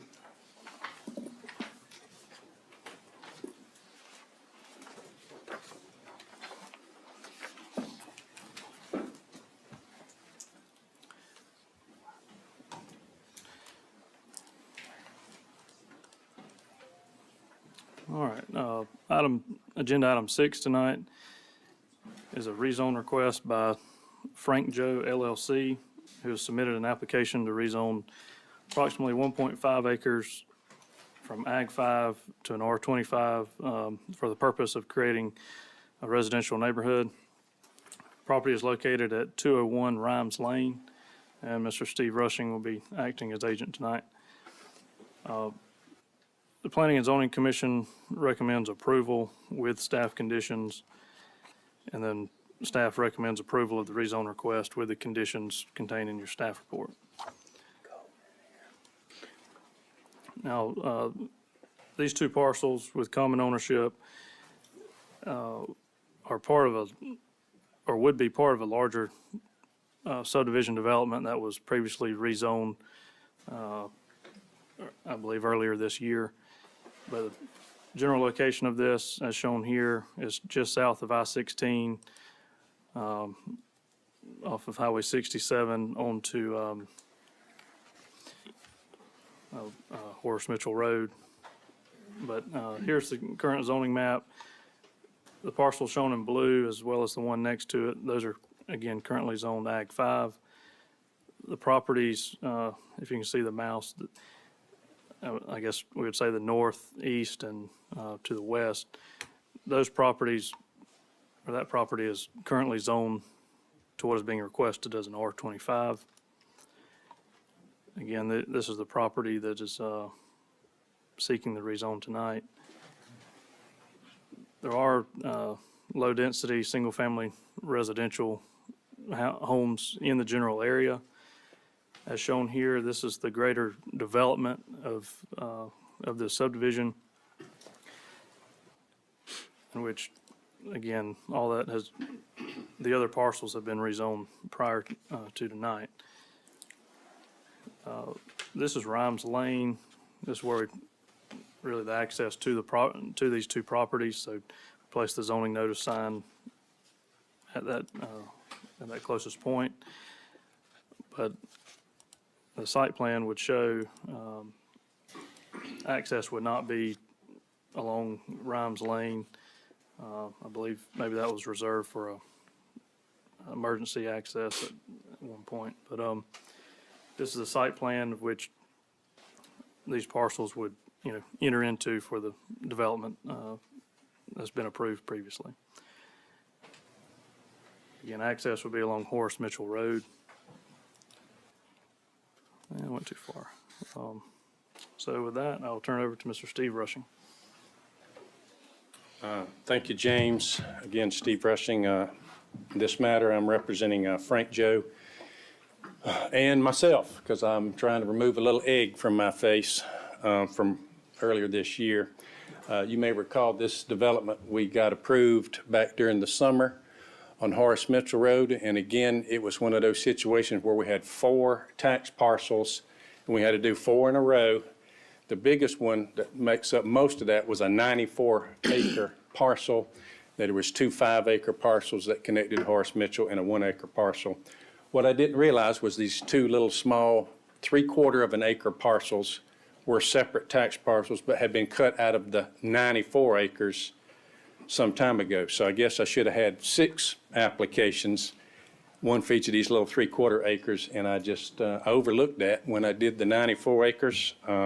It had originally been part of the 94 acres, but at some point in time in the past, they had been carved out. They don't even abut a road, so I'm not sure why they were carved out. But we've reassembled it back together with the rest of the 94 acres. It was included in our site plan even over the summer, these 2 pieces, because we didn't realize they had been omitted until we were, I think it was at the Planning Commission where it came to light that those 2 additional tax parcels had been not included. So that's why we're back, to include them, to finish out that parcel. Again, it's 105 acres, now it's 106, if you approve to include these 2 parcels that had been cut out of the 94 acres. I just overlooked them, and I did save you doing 2 more back during the summer, but we got to do them now. We have combined them now into one, so we do ask that you approve the rezone of these 2 small parcels to R25, like all of the other that just got rezoned this summer to complete this development. Thank you. Well, we had 7 people signed up against, so I guess you'll have to talk to each one of them. Seriously, we have nobody signed up against this request. So I will entertain a motion. So moved, Mr. Chairman. Second. Have a motion, second discussion. Hearing none, all those in favor of the motion, show of hands. Unanimous approval. Item number 7.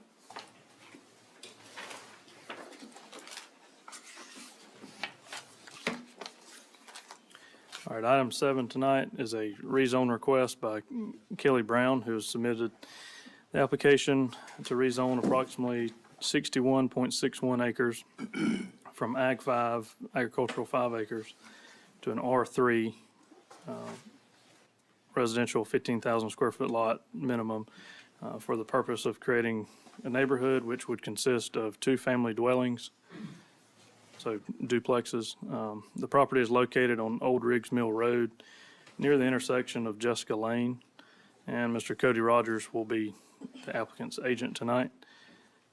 Planning and Zoning Commission recommends a denial by 4-1 vote, and then staff recommends conditions if approval is granted.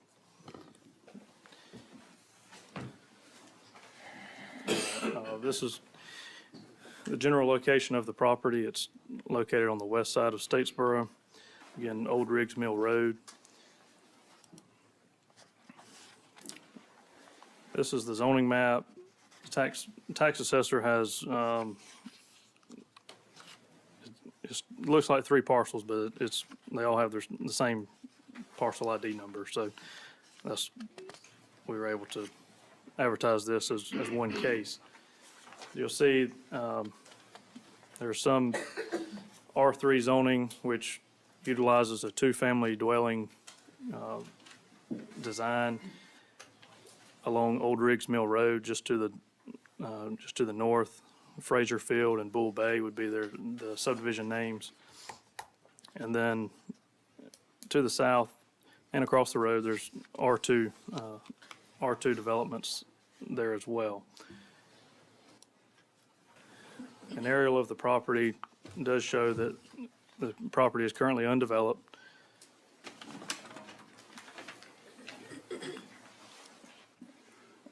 However, surrounding properties, it is a rural, I guess a rural area with some agricultural around it. These are photos of the property when we placed zoning signs for this hearing.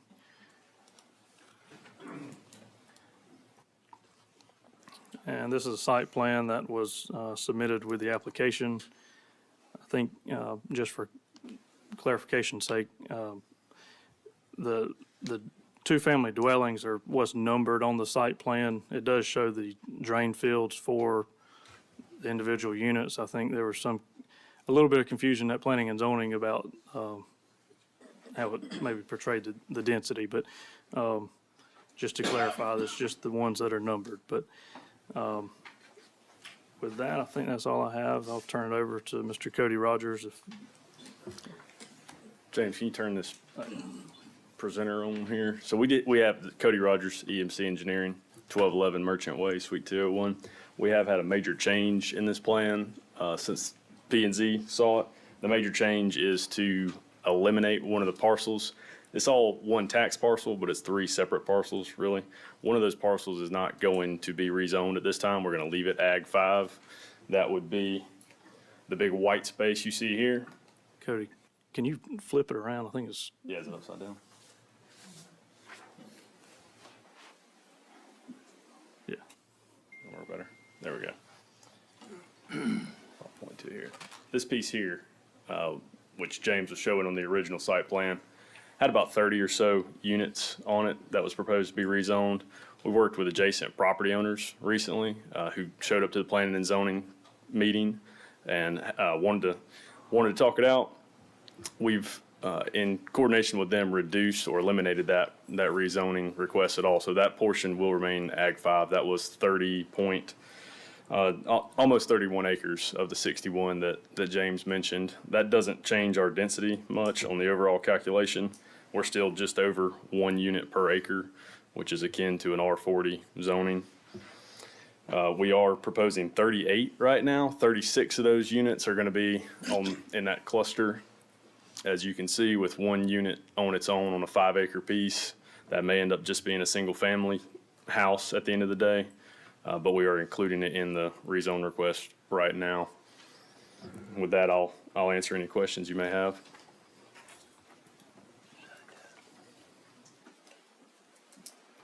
Any question?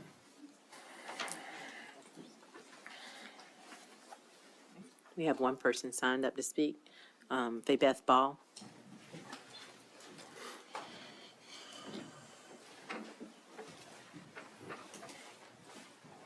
Mr. Chairman, Commissioners, thank y'all for listening to me tonight. This is a home site for my grandchildren and my daughter and my son-in-law. We did show up and discuss it. I would like to thank Cody and Mr. Brown for helping us. Since then, we've been negotiating and trying to talk it out. They have agreed to remove the 30 acres that is right next to our property. We actually are almost, I think, over 50% of that behind them. So with good faith, we'd like to keep that the Ag 5, and we are okay with moving forward with the property across from it. Thank y'all for hearing us. Thank you. Mr.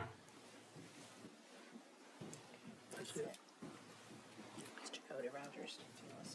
Hmm? Mr. Cody Rogers, the agent. Okay. That's all the comments and statements that we've had signed up for. So we're going to turn it over to commissioners now.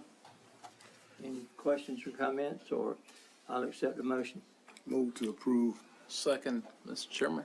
Motion, second. With the conditions? with condition, Any Well, with- discussion? I guess we're gonna say the amended site plan. amended, with the amended site plan. On the discussion part, Mr. Chairman, Yes, sir. I would like to say that I was in touch with every one of them, and Miss Ball wanted me to make sure that everything on her side or in front of her house, be sure it stays Ag 5. And of course, everybody's agreed to that, and I told her I would make sure, and it is on the record, that it'll stay Ag 5 with Kelly and them. Well, let's make sure y'all did agree to that, right? Okay. That's in front of everyone. So, any other questions, comments? We've had a motion, we've had a second, we've had discussion. All those in favor of the motion, show of hands. Unanimous approval. Thank you very much. Moving on to number 8.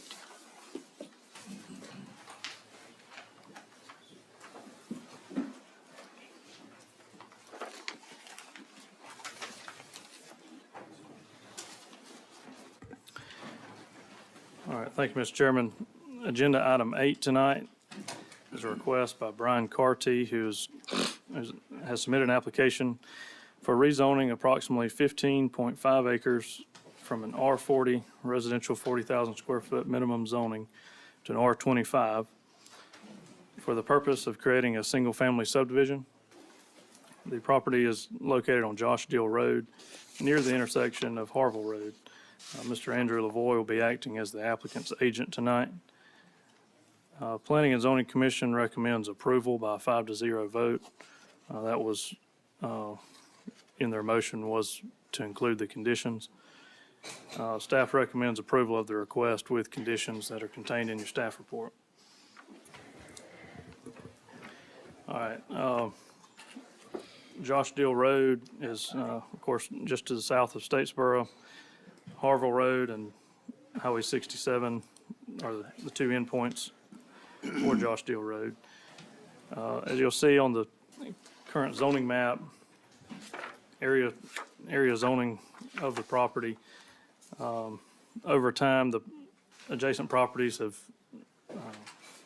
been rezoned into an R25, which is to the east, to the south, and then across Harville Road, that was a zoning R25 that I believe came in originally in '94. There is agricultural Ag 5 zoning to the south of this along Harville Road. But the area of impact really, I think, for this development may be limited to Josh Deal and Harville Road, at least the primary impacts that we would anticipate. This is an aerial of the property, and the next couple of agenda items all deal with this parcel and adjacent parcel. But for this rezoning action, the request is to the south of this branch here. So it would be the agricultural field on the south side of this parcel, south end of this parcel. This is an aerial of the property, which I believe the applicant submitted this photo to, just to exhibit that the Mayberry subdivision is just to the east of this field. This field here is, or the parcel is where the mouse is. The Mayberry subdivision is I guess, under development as shown on this aerial photo. And at the time when this was rezoned, when Mayberry was rezoned, that developer agreed to a condition that there would be interparcel connectivity. So staff condition for this, for Mr. Brian Carty's rezoning tonight, anticipates tying into the Mayberry subdivision, so there'd be interparcel connectivity. So you get a greater access into the subdivisions that, we'd like to have. These are photos of the property when we placed the zoning sign along Josh Deal Road. And has shown, the area surrounding it, and then this is the property that, as it is today. This is a site plan that was submitted by the applicant, which shows the interparcel connectivity into Mayberry, and then a creation of 12 lots for the subdivision. And with that, I'll turn it over to Mr. Andrew Lavoie.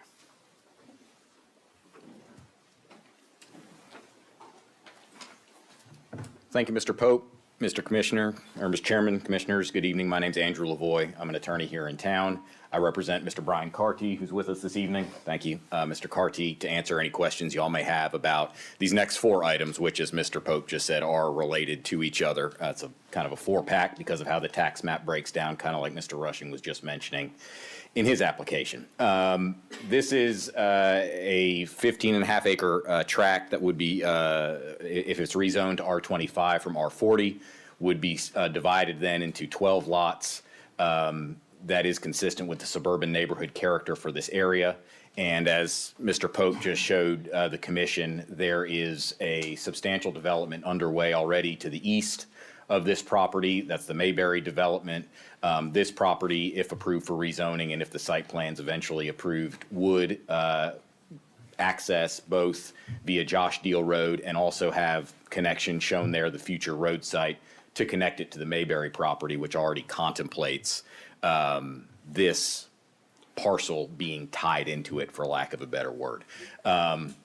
So as Mr. Pope also said, this rezoning request only extends into that branch that runs to the north of this parcel for application. We'll be dealing with the parcel further to the north of this one, which is also owned by Mr. Carty in one of these next applications. But in terms of this application in the R25 zoning, we'd submit that it's consistent with that area. You've got the Wedgefield subdivision, other subdivisions that are similar in kind out at the intersection of Harville Road and Josh Deal Road.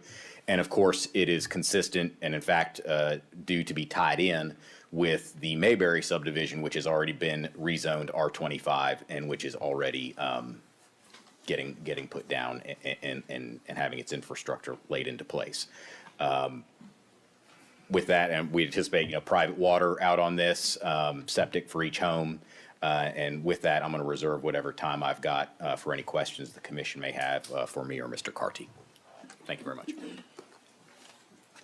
No one signed up to speak, so it's commissioners now. Mr. Lavoie. This 7-year build-out shows this is a $15,000 asset to the county. Sure.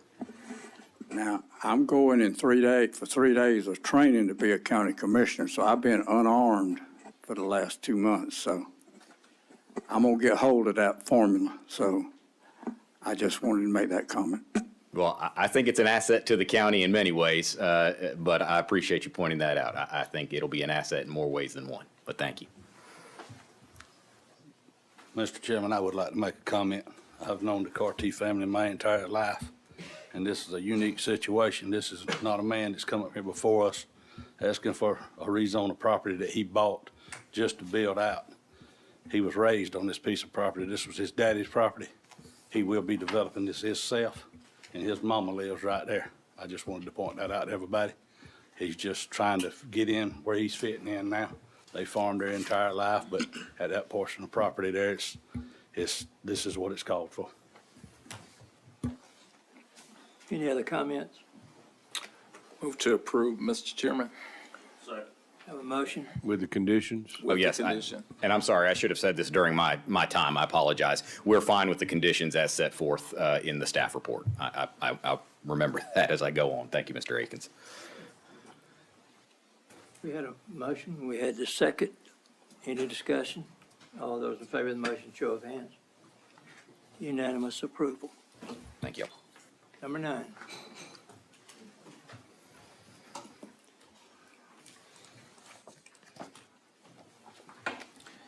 All right, as previously stated, the next items are pretty much related to the same location. So this agenda item is a submittal by Brian Carty for rezoning approximately 15 acres from an R40 zoning to an R3 multiple family residential zoning for the purpose of creating a townhome subdivision. The property is located along Harville Road, and Mr. Andrew Lavoie will be applicant agent tonight. The Planning and Zoning Commission recommends approval by a 5-0 vote. And then staff recommends approval with conditions, which Planning and Zoning Commission included the conditions in their motion as well. All right, this is zoning map as previously shown. This parcel, or this piece of the parcel would be to the north part of that branch, and access would be along Harville Road and only Harville Road.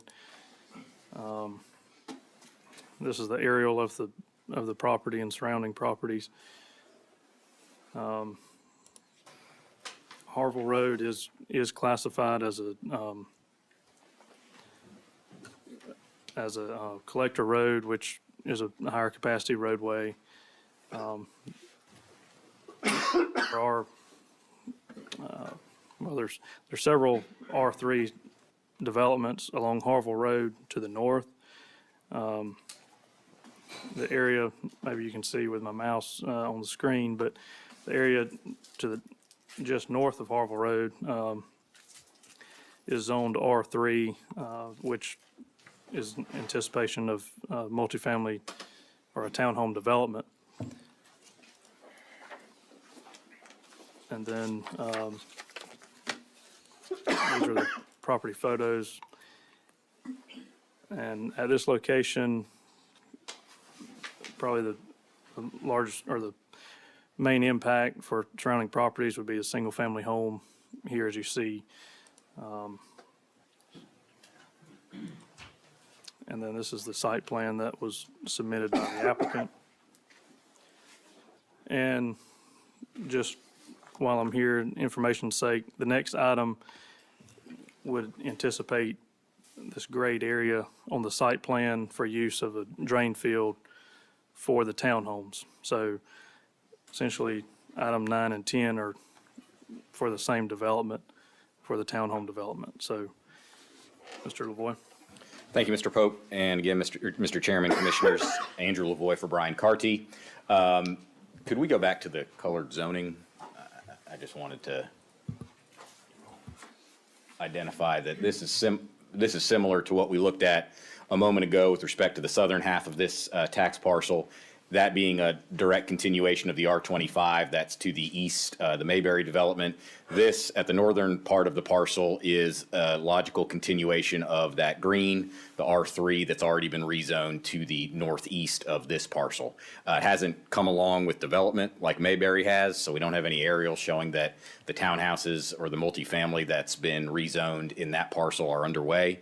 But this is similar in character to what's already been approved for rezoning by this commission along Harville Road.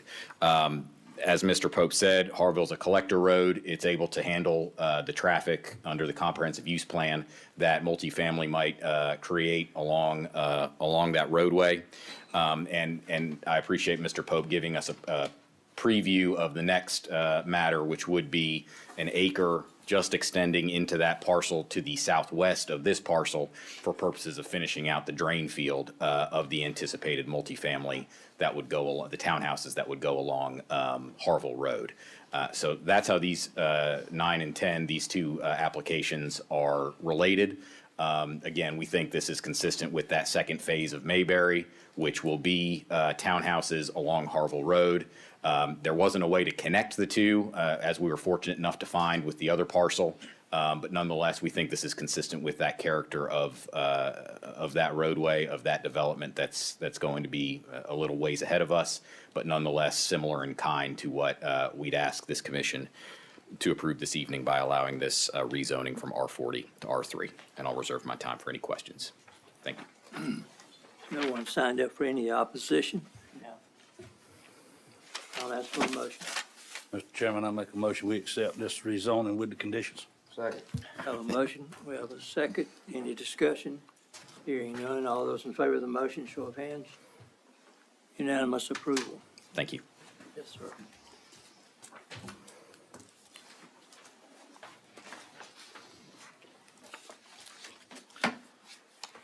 All right, agenda item 10 tonight is also an application by Brian Carty, whose application is for rezoning 1 acre from R40 to an R3 multiple family residential for the purpose of creating a multifamily townhome subdivision. The Planning and Zoning Commission recommends approval by a 5-0 vote, and staff recommends approval with conditions.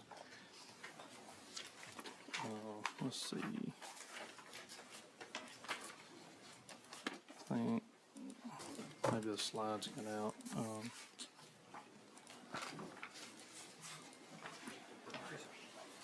Yeah, okay. Sorry about that. So this is the zoning for the parcel. Again, R40 zoning. And the area for rezoning, as previously mentioned, would be to the, I guess, the northern corner of this parcel, and for use in the previously approved agenda item.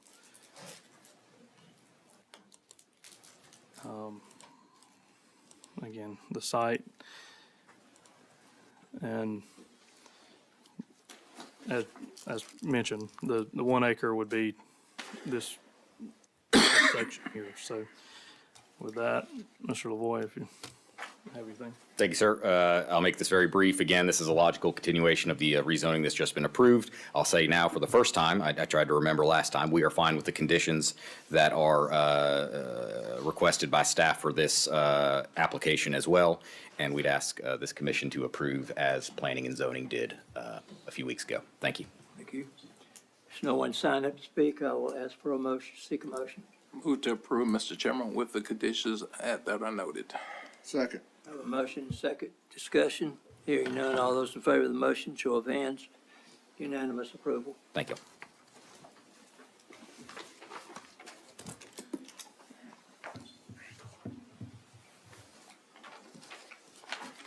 All right, bear with me, please, and I'll get the slides going back again.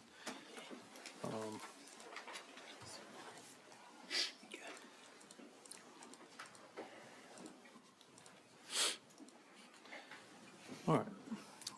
Next agenda item was submitted by Brian Carty for the rezoning approximately 9 acres from an R40 zoning to a neighborhood commercial zone for the purpose of creating a retail and commercial center considered small scale. The property is located on Harville Road. Mr. Lavoy will be the applicant agent tonight. Planning and Zoning Commission recommended approval by a 5-0 vote. Staff recommends approval of the rezone request, and conditions are recommended. There was some modifications to staff conditions based on what Planning and Zoning approved or recommended approval. Originally, we had some consideration for realignment of the intersection of Golf Club Road and Josh Deal. I think the applicant is committed to working with the county to obtain any right-of-way in the future, but so the conditions, I'll just bring this to your attention in case you looked at Planning and Zoning versus tonight, but really the two conditions that we have in there, we still recommend regardless of what the Planning and Zoning Commission, what their motion was. But nonetheless, again, you've seen the property previously. You're really talking the Josh Deal, Harville Road corner, and then along Harville Road. This is looking north on Harville Road and into Golf Club Road, and then south along Harville at Josh Deal, and east along Josh Deal Road. And then the site plan that was proposed by the applicant, there is a, as shown here, the commercial building, I guess the final layout would have to be, that would be worked through with Planning and Zoning Commission as to access and the, any, I guess, the fine details as the development process if it moved forward. But really tonight, you're looking at, is neighborhood commercial zoning what you want for the area?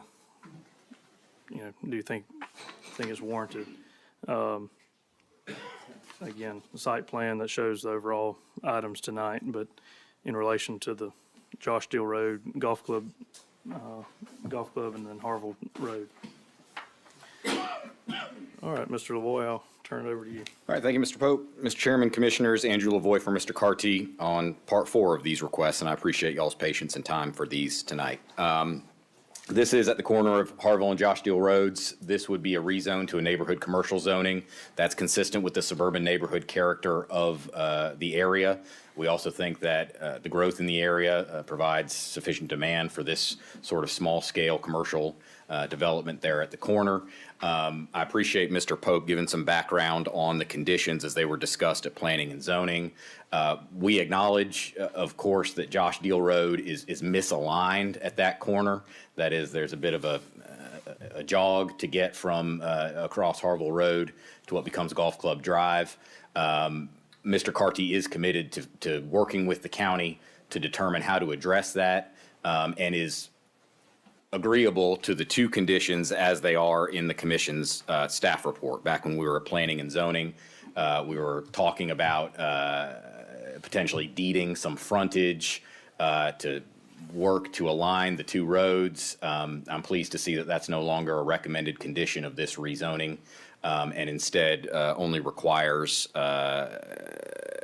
some submissions of intersection analysis and access plans for both the property and that misaligned intersection. So certainly those are conditions that we agree to. And as Mr. Pope said, what this ends up looking like, other than being a small-scale commercial development, will be the subject of conversations with Planning and Zoning, conversations about conditional use permits. There are many more steps before we get from where we are tonight to where we may be going. But step number one, with what we know right now, with the layout of the road as it currently exists, and with the properties that have been rezoned now around this parcel, is we think a neighborhood commercial would both be consistent with the suburban neighborhood character out at this intersection and this part of the county, and also provide a service that's needed out there in that area. So we would ask that with the prior requests and as supported by the Planning and Zoning Commission, which recommended approval 5-0, we ask that this rezoning be approved as well. And I'll reserve my time. Thank you. All right. We have Laura Bulloch.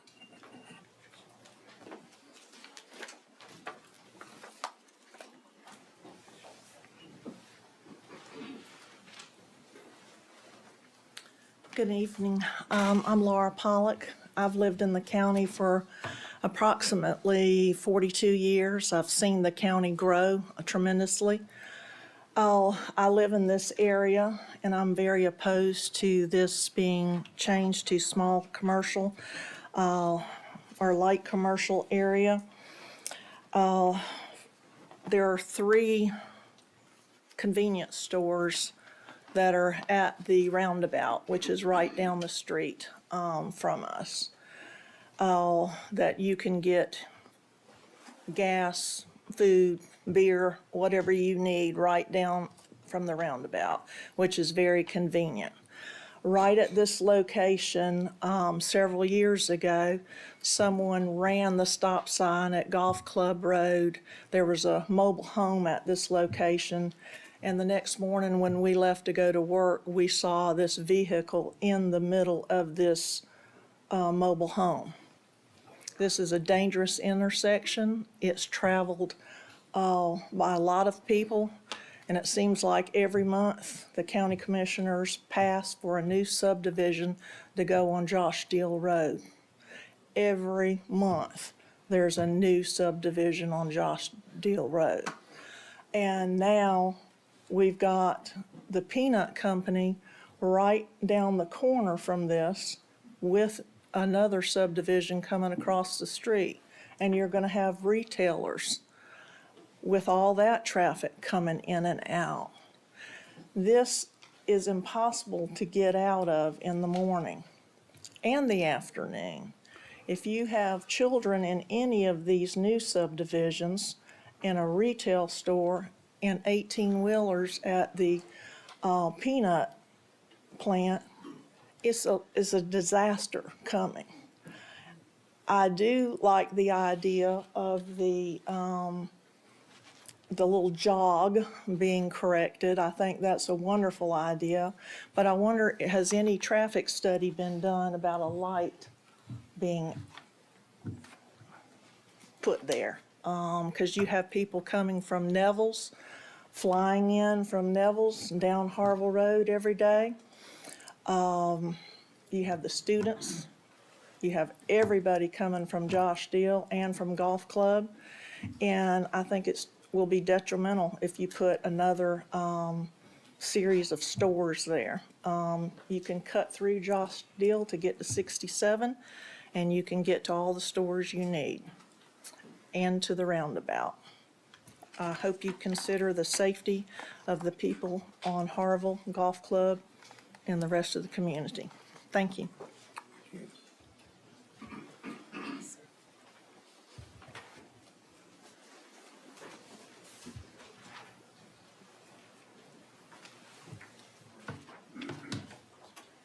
Was that the only one in opposition, Ms. White? Okay, thank you. Thank you all again. I certainly understand the concerns. I do note that there are conditions for, like I said, this intersection analysis with the scope of use to be approved by the county engineer before we submit a conceptual site plan approval request, and also that some questions be answered about access to and from both of these roads to get to this parcel, and where, in fact, the actual building is going to go. I agree that at this point, those are important unanswered questions, but I don't think this use or this need is being served in this area. I think it would be beneficial to the area to have something small scale, 2 or 3 tenants at most, that can provide services to this area while also working with the county to incorporate what we can to get this intersection right. I think the conditions that we agree to ensure that those questions will be answered before anything happens out there. The question, as Mr. Pope said for tonight, is simply the neighborhood commercial rezoning, and we think that's supported now by what's already been approved tonight and also what's already in place out there at this corner. We'd ask for this commission's support. Thank you.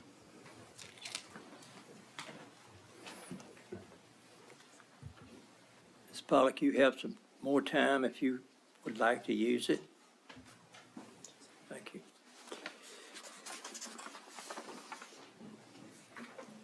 And both sides have finished with their presentation. Commissioners, do you have any questions of anyone?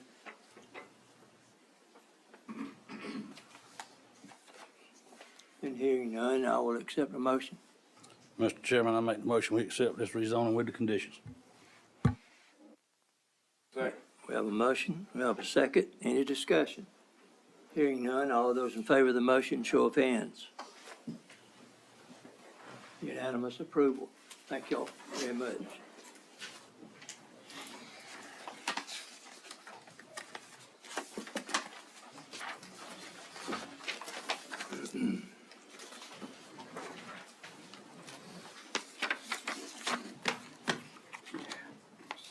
The one we've been looking for is the last one, right?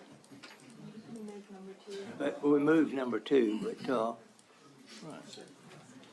while everybody's taking a deep breath, I want to ask a question. I see a bunch of young folks out here. Are y'all with Georgia Southern, or y'all with anyone, or you just here visiting? Home builders. Home builders? Yes, sir. Okay, all right, great.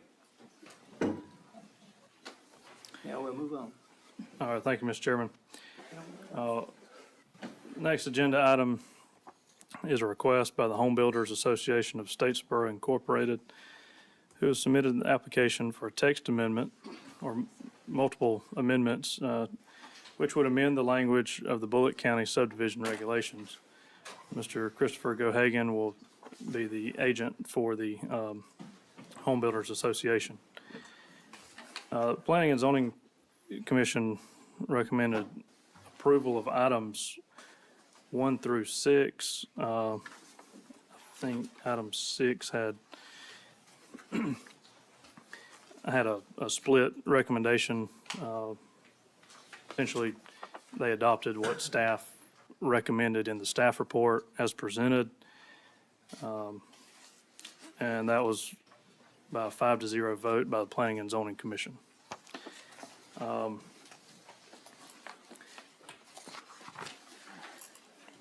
There's quite a few, I believe there's 8 items for consideration. That was a part of the application.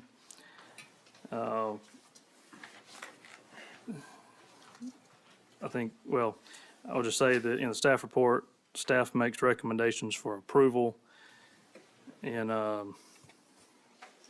items 1, 2, 3. Item 4 was split, recommend denial of a portion and then recommend approval of the curb and gutter exception for zoning classifications for Ag 5, R80, and R40. Staff recommends approval of item 5. And we recommend approval of item 6. And then items 7 and 8, staff recommends a denial for those items, as well as those items particularly deal with public safety and the fire department. I've asked the Bulloch County Fire Department Fire Prevention Chief, Mr. Joe Carter, to be available, and he is here tonight if there's any questions of staff as to the recommendation for denial. And with that, I do have the text that was submitted, and if maybe, I don't know if you want me to put it on the screen and go through it item by item, or how the board prefers to do it. I guess you could, however y'all best feel like it is. And Ms. Steinman, I don't know if you want to, if you have a preference. No, I appreciate you asking, but I think it does depend on whether or not you all feel that you're familiar with it. If you'd prefer to go through it one by one, that's certainly feasible. I'm going to ask the commissioners for their advice. I think most of us have read it all and gone through it, but, or if there's any particular one that you would like to be discussed, you can call that one out and we can discuss it, or two, or all of them. And I apologize, but we do have the agent here that I guess maybe if they want to go through first and just talk about it. I don't know how they, putting that out there. So, Can I mention something too, Mr. Chairman? We prepared 2 amendments, because this is really an ordinance amendment. We call it a text amendment, but that's kind of a term of art with zoning. But we have 2 amendments prepared, because that's going to need to be an exhibit to the minutes, whatever you approve. One of them has everything that's been requested by the applicant, and then one of them has only the provisions that have been recommended by staff to be approved. So, and if you change it further, we can make notations about that, and we'll prepare the proper exhibit after the meeting that reflects what you actually approved. So, okay. Let's go ahead and let's let them make their presentation. That satisfies everyone? Thank you, Mr. Chairman, members of the commission. Chris Gohagan, I'm an attorney with Talby Rushing. Pleased to be here tonight on behalf of the Home Builders Association of Statesboro to ask your consideration of these text amendments to our subdivision regulations. I plan to be unusually brief in my commentary tonight, which is a fact I'm sure everyone still in attendance will appreciate. And I think relatively briefly I can give you some additional context about each of these requested amendments. And mainly I want to turn it over as soon as possible to some members of our development community who who are here tonight who are out in the field building the homes that house our community and who could share with you how even minor amendments and changes to our subdivision ordinance can have a huge impact on the quality, quantity, and affordability of housing in our community. So as quickly as I can, I'll address each of the amendments with a short amount of context, and my presentation will follow the presentation that is in the staff report that's part of your packet tonight. And at the conclusion of our comments, if there's any, we'll reserve any time remaining to address questions from the commission or any comments you may receive in opposition. The first requested amendment is an amendment to section 3.2.66, the traffic impact study provision of our ordinance. This is really an administrative amendment, which is intended to restore the county engineer's autonomy to authorize a more concise traffic study for smaller projects without circumventing the best practices recommended by the multimodal transportation impact analysis. I don't intend to read from you word for word from the ordinance, but that is the spirit of this proposed amendment. It was recommended for approval by staff and unanimously recommended for approval by the Planning and Zoning Commission, and we ask that you adopt that recommendation tonight. The second amendment is to Schedule 4.6.1, which is the review procedures for final plats. The spirit of this amendment is to extend the deadline for submission of a final plat application from 18 months following approval of the preliminary plat to 24 months. It's a 6 months additional time for that review. I'll submit to you 18 months was adopted as a standard quite a long time ago in a time when there was far less engineering and approvals required for things like soils, wetlands, and other site conditions. We would submit to you that providing 6 additional months on that timeline will ease the administrative burden on staff and prevent repetitive reviews of plats. I think staff recognized the quality of that recommendation and recommended approval, as did the Planning and Zoning Commission unanimously. Our third requested amendment is to section 4.4, which is amendments to approve sketch plans and site plans. The purpose of this amendment will allow minor changes to a sketch plan from an approved zoning application without requiring a second review by the Planning and Zoning Commission. This restores some authority to the staff to approve sketch plans that have minor changes without repetitive review. Again, I think staff recognized the quality of that recommendation and recommended approval, as did the Planning and Zoning Commission unanimously. The fourth requested amendment is to Schedule 6.7.1, improvement standards by development scale. The purpose of this proposed amendment would be to increase the minimum development size requiring curb and gutter for R25 and greater density zoning districts. Both staff and the Planning and Zoning Commission recommended approval of the exemption of Ag 5, R80, and R40 zoning districts from curb and gutter. They recommend that R25 and greater density still contain those requirements. As part of an ongoing conversation with the staff, and I'll submit to you, this is a conversation that's been going on for the better part of a year now. It didn't start at the conclusion of the Planning and Zoning meeting, but it has continued since that meeting. The applicants prepared to amend their request from the floor to no longer request that the minimum development size be raised from 50 units to 121 units, but rather from 50 units to 81 units as a compromise to promote both quality design and affordable housing. And I think I can report to you tonight that there's consensus with staff and the applicant that 81 units would be a satisfactory amendment, and we hope you will consider approving that modified amendment to Schedule 6.7.1. Mr. Gohagan, can I ask a question? Yes, sir. Yeah, somebody discussed that with me earlier today, and what I think we could do is just add a sentence to footnote 7, which says, in your proposal, not required in Ag 5, R80, R40 zoning districts, and then add a sentence that says also not required in R25 zoning districts for a subdivision with less than 81 lots. Would that accomplish what you're? I believe that would accomplish what we're seeking. Okay. Yeah, I think that's the way to do it, because the number of lots also applies to other. That's correct. Required amenities, so. The purpose of the amendment is only to address curb and gutter. That's right.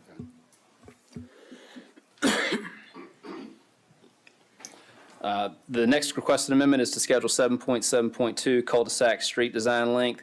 When a cul-de-sac is designed, this amendment would restore the county engineer's autonomy to approve traffic calming measures in order to achieve 1,200 linear feet of street length. It's recommended for approval by staff and the Planning and Zoning Commission. As to the next amendment, it's Schedule 7.7.3 right-of-way design standards for curb and gutter.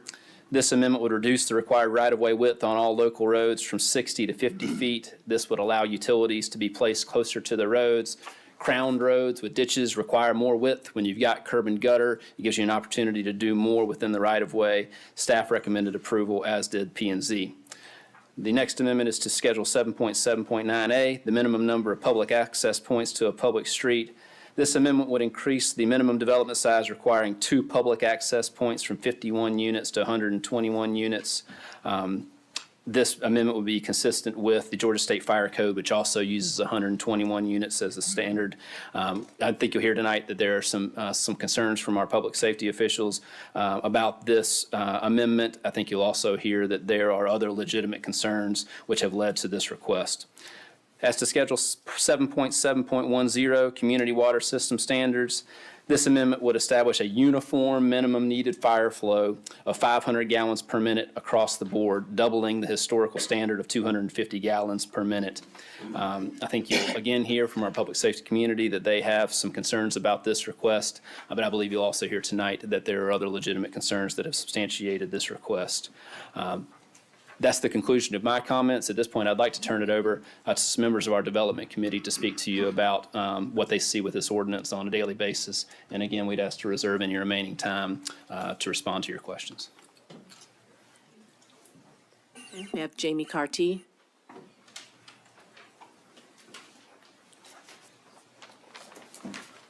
Mr. Chair, Commissioners, good evening. My name is Jamie Carty. I've lived and worked in Bulloch County my entire life. I've been a home builder for the past 32 years. Tonight I'm here on behalf of the Home Builders Association of Statesboro. Our organization has over 150 members that represent every facet of the construction industry. We represent subcontractors such as painters, sheetrockers, framers, and trim carpenters, as well as bankers, attorneys, insurance companies, and suppliers. We fall under the umbrella of Home Builders Association of Georgia and the National Association of Home Builders.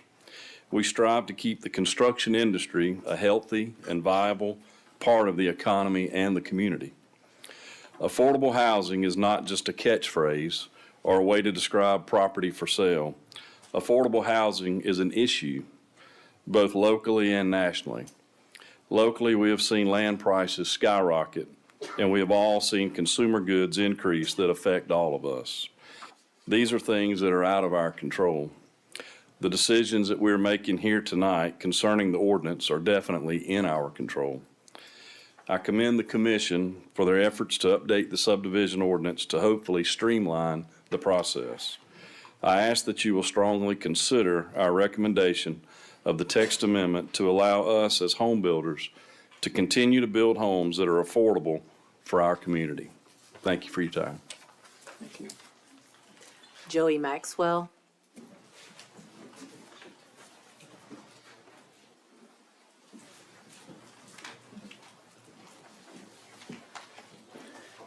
Mr. Chairman, Commissioner, thank you for your time tonight. Unfortunately, I drew the short straw. I have to talk about public safety and the fire flow requirements. One of the things that I want to point out on the fire flow requirements and why the Home Builders Association wants to strike the one language is that the anticipation or the understanding was that it was going to be a 500 gallon per minute minimum, and I believe that's the way it reads. The problem is that it's based on square footage. So if a home at 500 gallons, the maximum home size is 1,500 square feet, and that includes the garage. So if you go to 700 gallons, 2,100 square feet, and so on.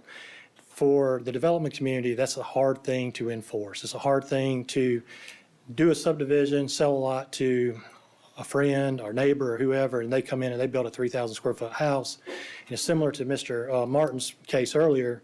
All of a sudden, then that water system was designed for a certain capacity, and that house was built outside of that realm. So what happens to that house? How do we enforce that? So the home builders wanting to strike that language removes that particular portion of the square footage. Now, what I would like to show, I'll see, will this thing work?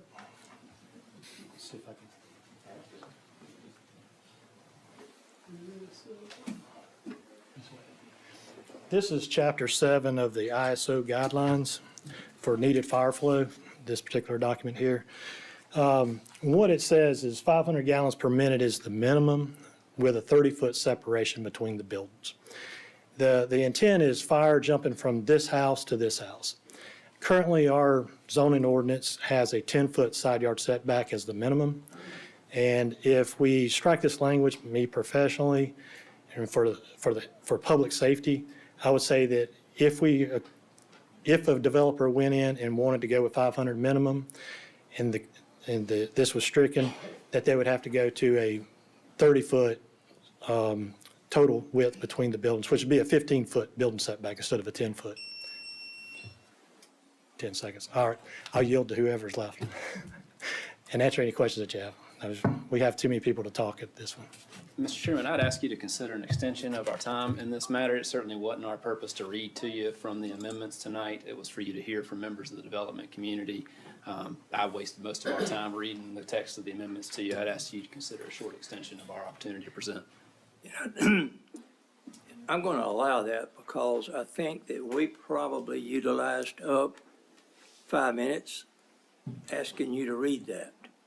And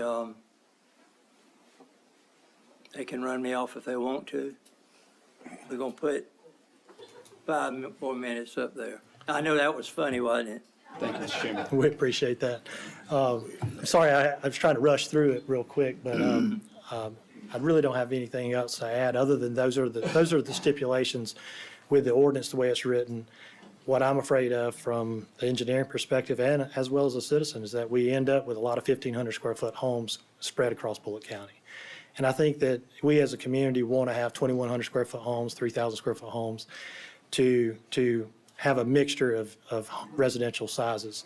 Now, they can increase the fire flow, but if we can increase the distance between the structures, hopefully that will suffice to keep the public safety in our interest. So I will yield the floor at this moment to anyone else. Thank you. Keely Fennell.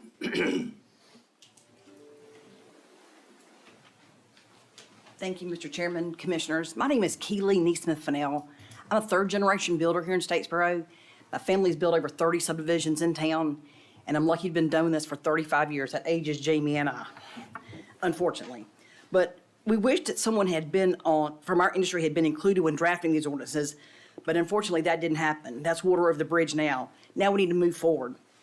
So I'd like to take a time to point out how many people in the audience, if you would stand up, if you were affiliated with anything in the construction business, real estate business, or land business, and you are in support of these ordinance changes, would you please stand up at this time? Commission, let it be known that people are here in support of this. They know that these jobs are important, what they do for a living important, and how we move forward, and home affordability is certainly important. Thank you so much for y'all. These small changes will allow local developers and staff efficiency as well as a better product, and that's what we always want to do. There's been a lot of discussion in the last couple of weeks about fire flow, et cetera, and how Engineer Maxwell just provided data for you to consider on why 500 gallons per minute is way better than what we've had, or the distance between structures would be better than anything we've had before. We want to be safe for our citizens, all the while not going to one extreme that will create a problem and also create non-affordability. Current house costs are already unattainable for most people in this town. Your average mechanic, school teacher, and policeman don't have a chance to buy a house. My children don't live in this town because they can't buy a house right now. The starter home prices are $300,000, and that's really where we need to try to work on getting our costs down for our citizens. Ultimately, I think you and I both want safe, affordable homes, and that's what we're wanting your help with tonight. And we want a positive vote on these amendments so we can all achieve the same goal. Please help us vote for positive for these amendment changes. Thank you. I'll cede my time for questions. Robbie Bell. I'll speak really quickly. I'm just here to support home builders and people in this community that are in the construction business, and I'll give the rest of my time to Chris Gohagan. We have Buddy, cannot read the last name. It starts, okay.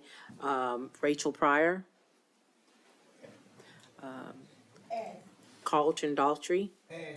And John Barr. Okay, so we're back to Mr. Gohagan.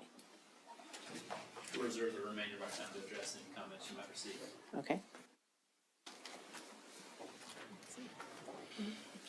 Commissioners have any comments?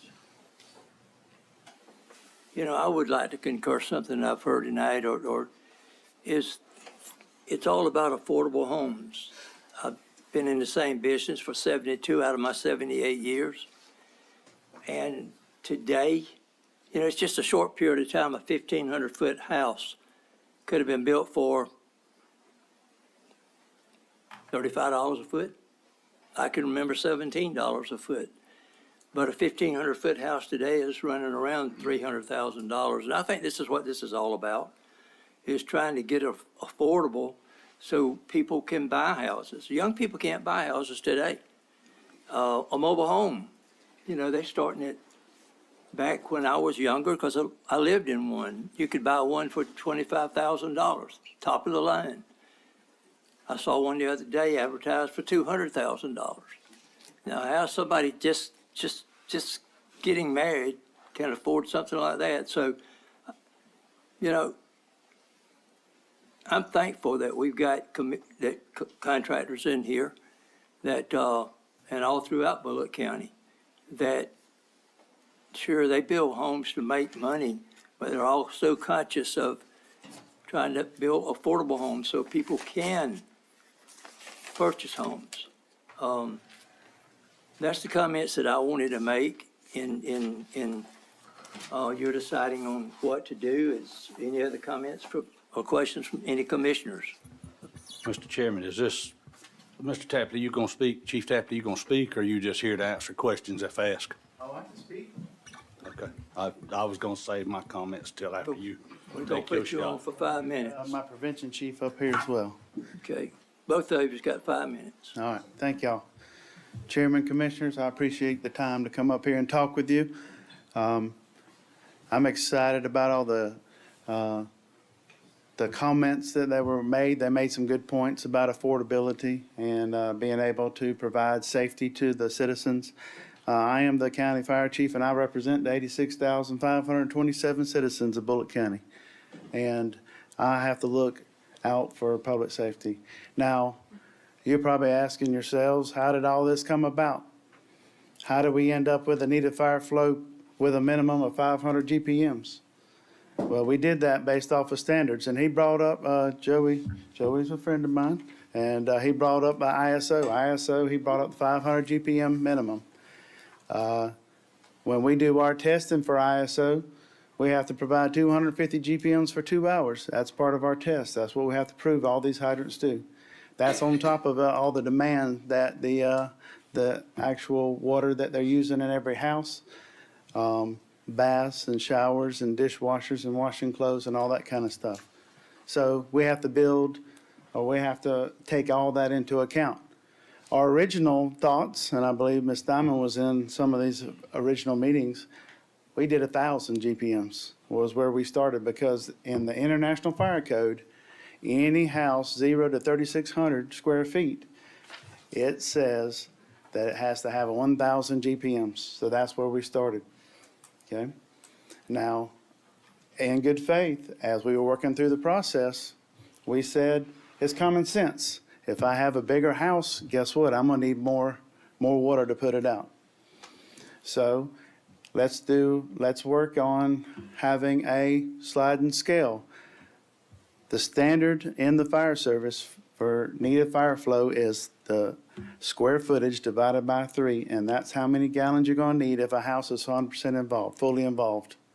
So we said, hey, minimum's gotta be 500, but if you build something bigger, and one of the things that we ask in staff meetings is how big, how homes are you planning on building in the subdivision? You're right. We can't control what somebody does after they buy a house, but we can control what they do on the front end in the development stage. And that's where our citizens rely on me as the fire chief, Joe as the prevention chief, and you as the commissioners to make sure all this stuff is in place, because they don't have control. They don't know what they're buying. unless we put this stuff in place in the beginning. So I agree. Affordability through the roof. I wouldn't sell my house right now because I have to turn around and go buy something else. So I understand that. But again, there needs to be some compromise, and we believe we compromised throughout the process of redoing the subdivision regulations. And at this point, I'll turn it over to my prevention chief, Joe Carter, to finish up the comments.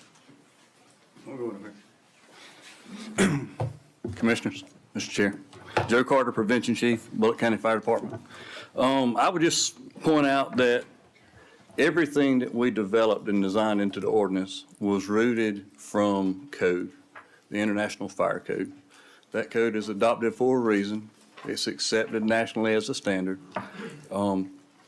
As Chief Tapley mentioned, when we were developing this process, we took into consideration the economy, the cost of homes in Bulloch County, and built that in. The code simply says if it's 0 to 3,600 square feet, it's 1,000 gallons a minute, bam.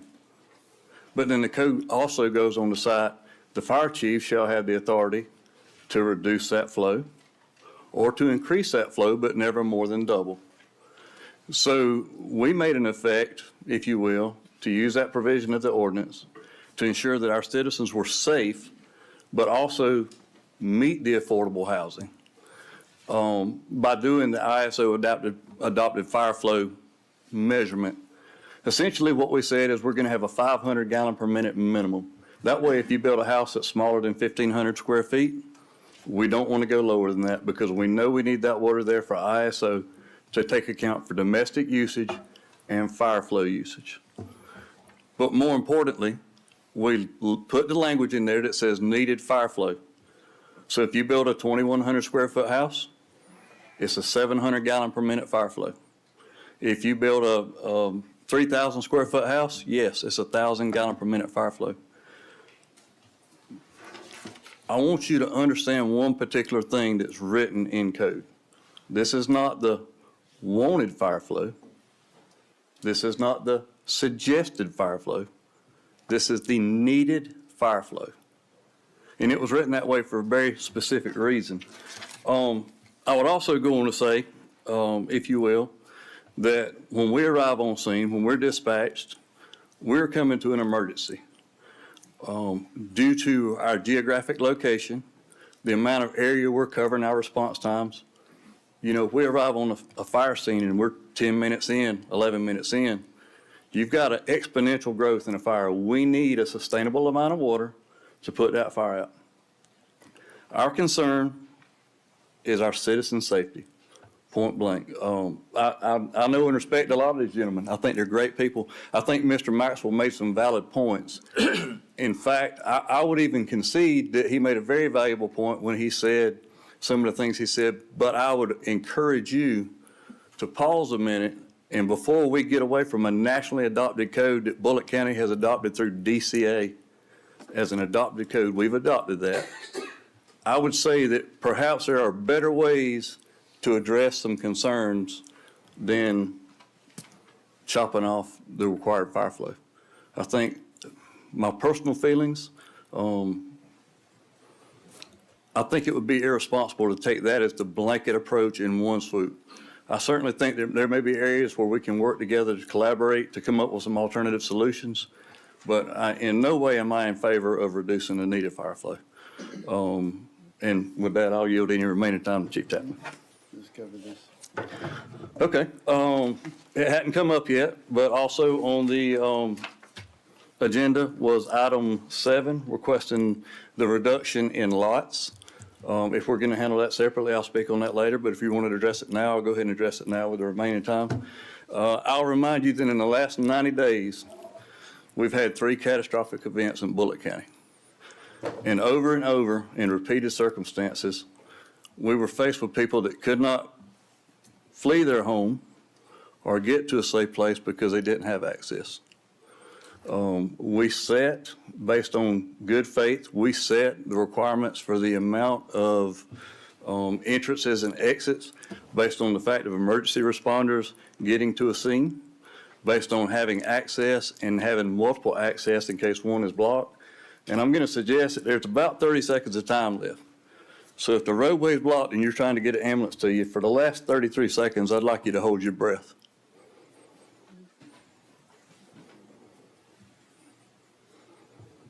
Oh, we're gonna be cutting the trees out of the road right now. Y'all just hold your breath. We'll be there to you when we could have simply taken a different route. And in its bare form, that's what it amounts to. We need to make sure we can serve the public, we can address their needs, and we can keep them safe. That's what we're charged with. That's what you put us here for. Please help us do that.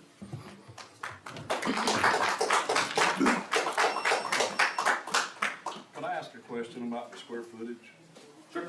I'm happy to answer any question. All right, let me lay down one guideline. This is the last question. You're gonna answer it. And then if the commissioners wanna make comments, because we're gonna take a break in just a minute. Yes. And Mr. Thompson, let me also say this, if you'd like to do a sidebar, I don't mind stepping out one. I was just curious if the square footage was heated square footage or total square footage. It's total.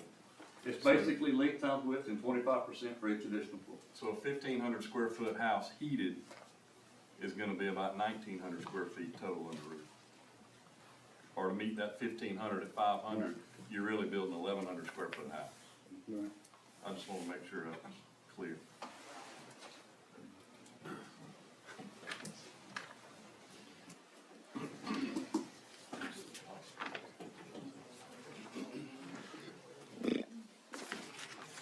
Jeff, do you suggest voting on these tonight, or? Well, I mean, I think the way it's been presented, you're gonna have to go through them one by one and kind of get a consensus if there's any that you object to or don't want to approve, and then you can vote to approve an ordinance amendment with the ones that you want to approve in there.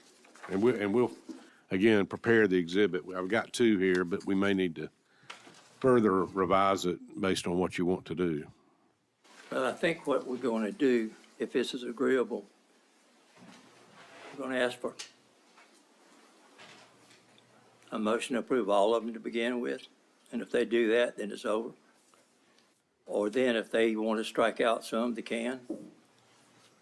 Well, yeah, I mean, I guess you could do it that way.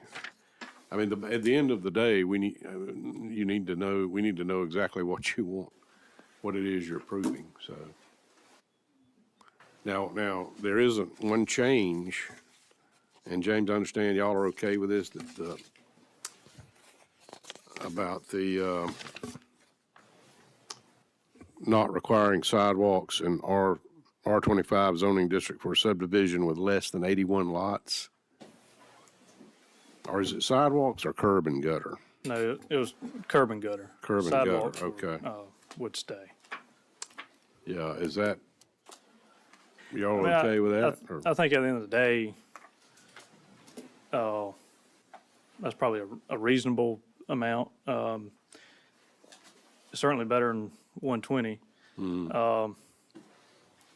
In looking at a transition from zoning R40 down to R25 and more dense, I think that's a transitional number. But I would be happy either way, really. Added that to footnote 7 in table or in schedule 6.7.1. So that's a part of item 4 now.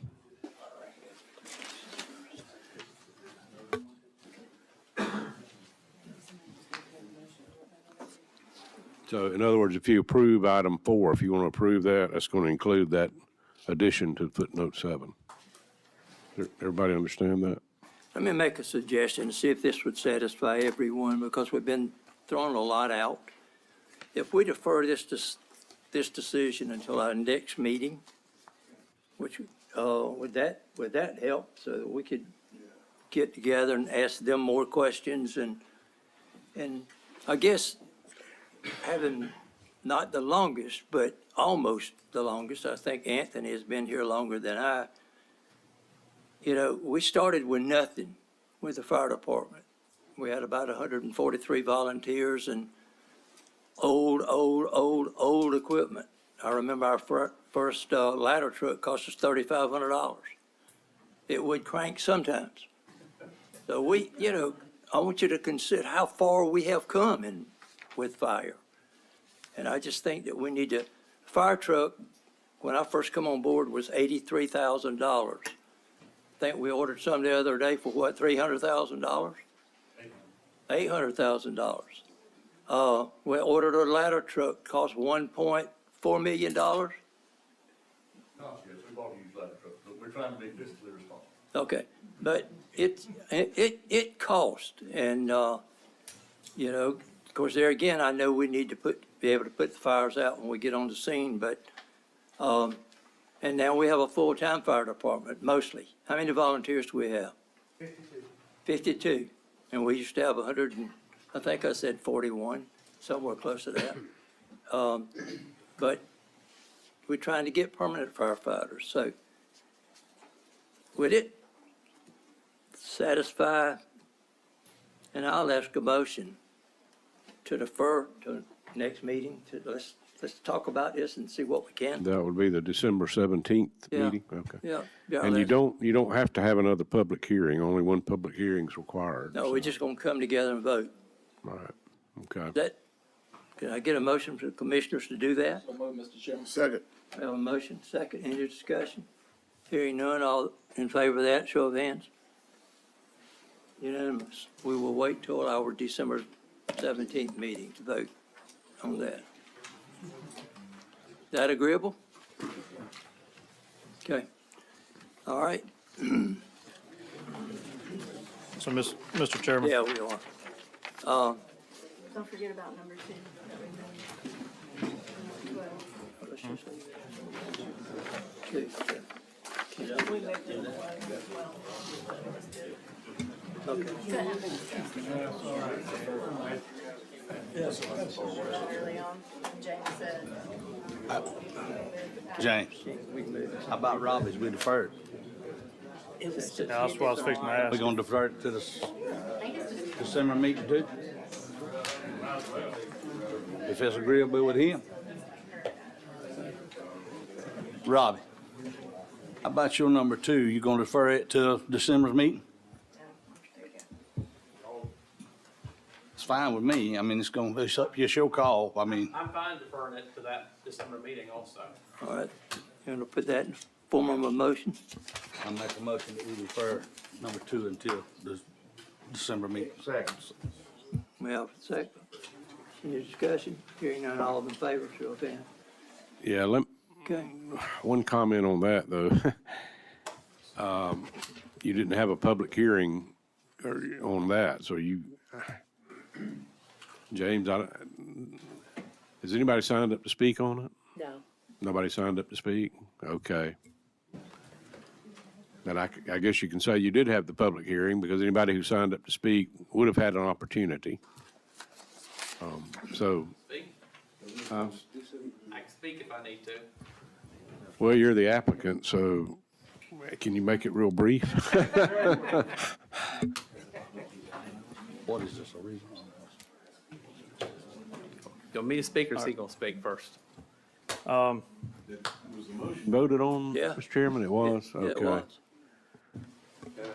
I mean, do you have any objection to it being deferred to December 17th? I have no objection. Okay, let's move on then. Okay, thank you.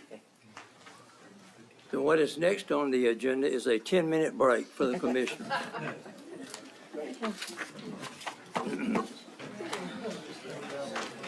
All right, here's what I'm gonna know.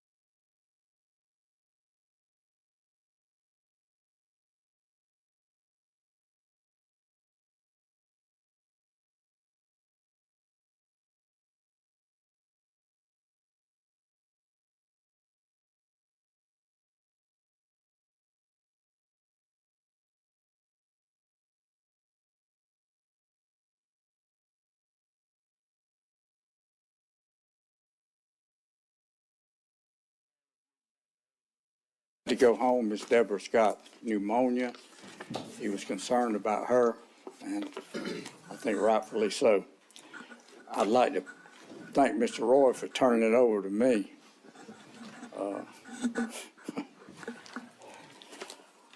All right, before I entertain a motion to approve the general agenda, do we have any other discussions or modifications described by the county manager or board? If there is no further discussion, do I have a motion? So moved, Mr. Chairman. All right, we have a motion and a second. Is there any discussion?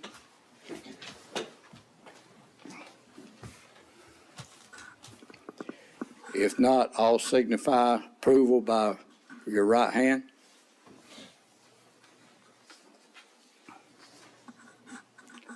Motion passed.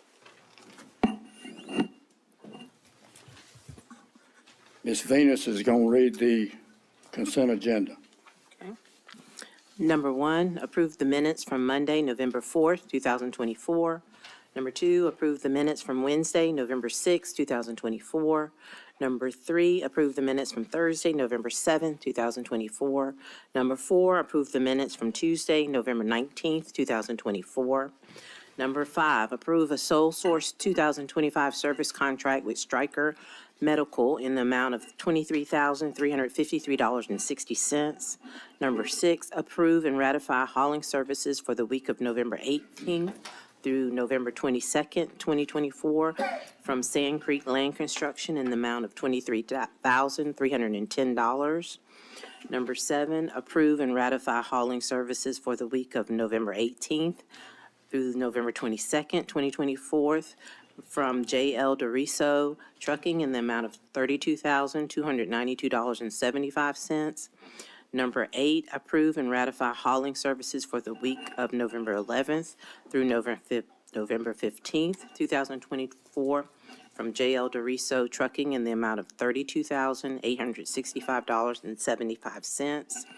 Number 9, authorize renewal of an indigent defense services agreement with the Ogeechee Judicial Circuit Public Defender's Office. Number 10, approve the payment to Thompson Consulting Services, LLC for debris collection monitoring in the amount of $135,666.69.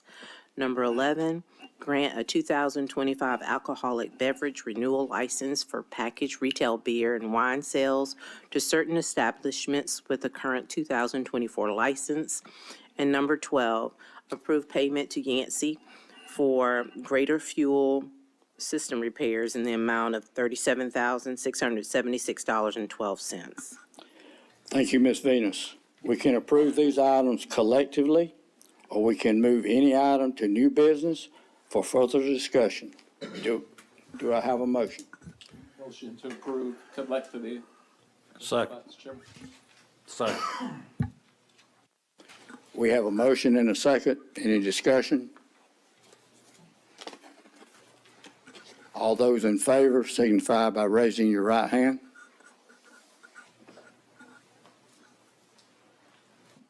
Motion approved.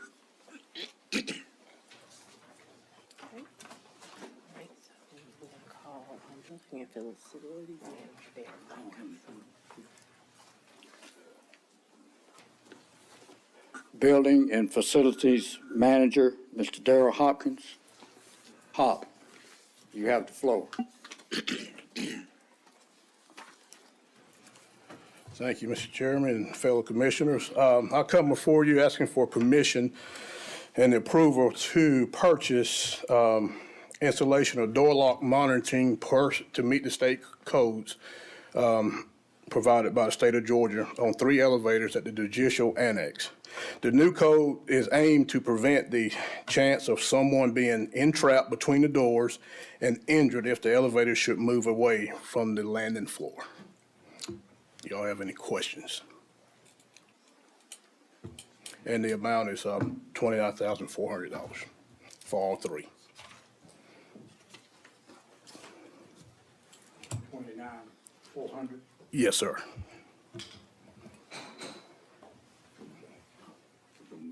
Okay, you got a call motion.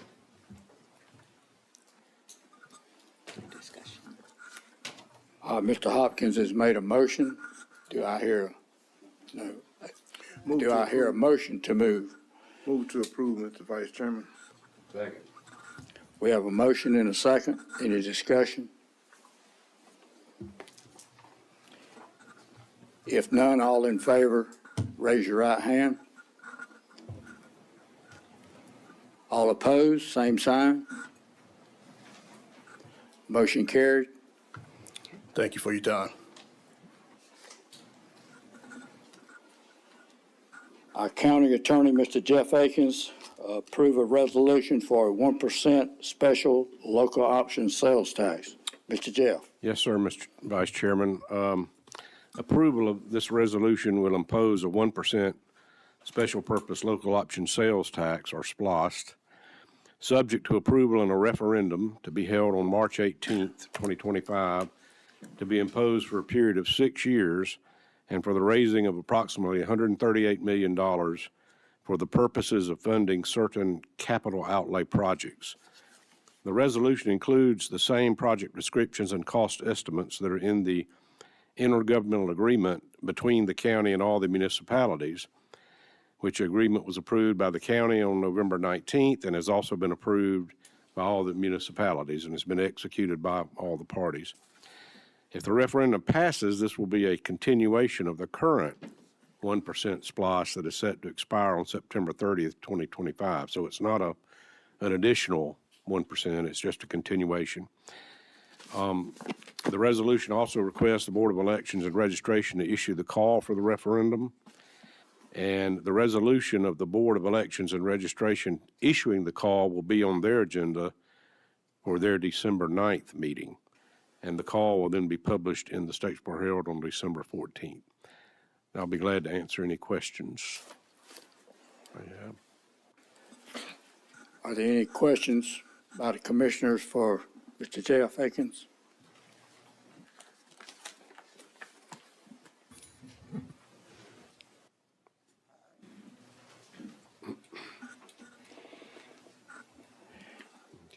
If none, is there any discussion?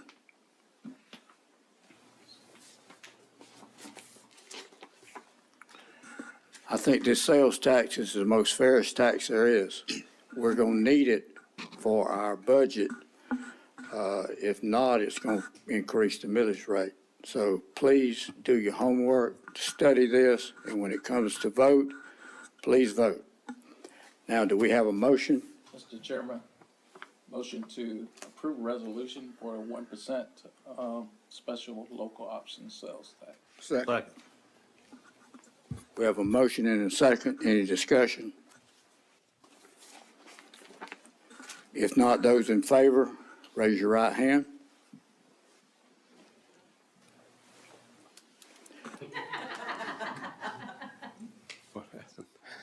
Opposed, same sign.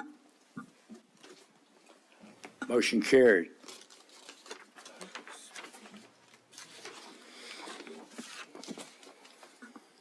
Mr. Akins, acknowledge or amend the restated economic development agreement by and between the Development Authority and Bulloch County as. And revalue. How do you pronounce that, Ms. Bennett? Revalue. Mr. Jeff. Yes, sir. Yes, this involves an arrangement. The Development Authority previously entered into an economic development agreement with Revalue US LLC in March of 2023 for the construction of a $100 million facility in the Gateway 2 Industrial Park. However, the project has now grown by more than double to $255 million. And I was thinking today, it's ironic, the name of the company is Revalue because they have indeed revalued it to pretty significantly. So this requires for new bonds to be issued for the project, so they had to do an amended economic development agreement. And they're just asking the commissioners and the tax assessors to acknowledge it as we have the previous one. The pilot payment schedule is the same, so the percentages of the taxes that would have been owed that are paid will not change, but the amounts will actually significantly increase because the value of the project has increased. And Mr. Rushing is here. He represents the Development Authority. Do you have anything to add, Steve, or? Not unless the commission have questions. Okay. So, yeah, the motion would, or the requested motion would be to approve the acknowledgement of the amended and restated economic development agreement with revalue. Any questions by the commissioners of Mr. Akins or Mr. Rushing? If none, we'll entertain a motion to acknowledge or amend the restated economic development agreement. So move, Mr. Vice Chairman. Second. I have a motion and a second. Any discussion? All in favor, raise your right hand. Opposed, same sign. Motion carried.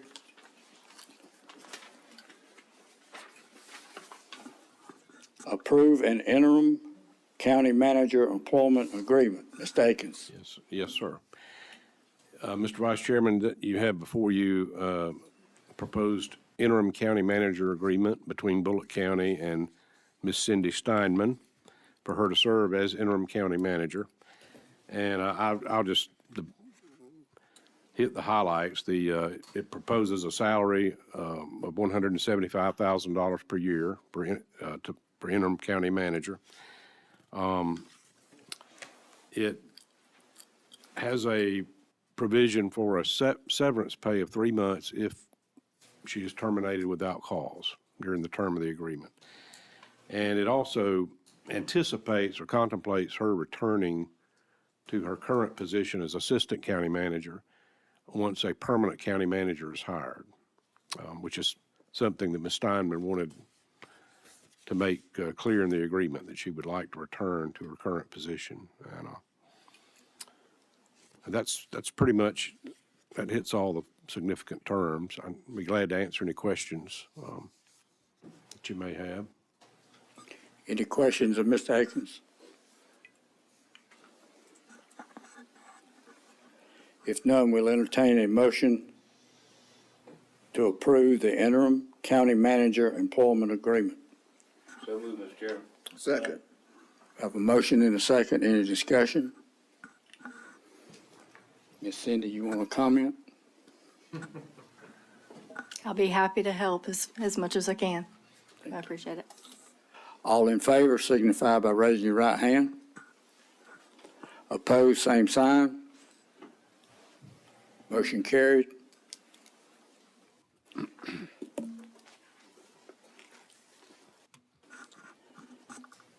Discussion or action regarding a notice of termination of intergovernmental agreement of fire protection services with the city of Statesboro. Mr. Jeff. Yes, sir. The intergovernmental agreement for fire protection services with the city of Statesboro provides that in consideration for Statesboro providing fire protection services in the Statesboro Fire Tax District, which is basically the unincorporated area of Bulloch County within a 5-mile driving distance from the city fire stations, that the county will levy a tax within the Statesboro Fire District and pay the revenue to the city of Statesboro. The current agreement, and this arrangement has preceded the current agreement, but the current agreement was entered into in June of 2020 and has a 5-year term commencing on July 1st, 2020 and ending on June 30th, 2025. The agreement further provides, however, that it will automatically renew for another 5-year term unless notice is given by the terminating party no less than 6 months prior to the expiration date. Therefore, the board needs to decide whether it wants to send a written notice of termination to the city prior to the end of the year or whether it wants to allow the agreement to renew for an additional 5-year term. And I would say that termination would be appropriate if the county either wants to renegotiate aspects of the agreement or change the delivery of fire protection services in some way. I would also note that if the agreement does renew for an additional 5-year term, it has a provision that allows either party to terminate at any time by providing 12 months written notice to the other party. So even if the agreement renews, you could still, you wouldn't be necessarily locked in for 5 years. You could terminate it upon 12 months' notice. But I bring this to your attention tonight simply because, and I'm not recommending anything one way or the other, but if you want to terminate it, then you've got to provide the notice prior to the end of this calendar year. And I'll be glad to try to answer any questions you may have. Any questions of Mr. Jeff?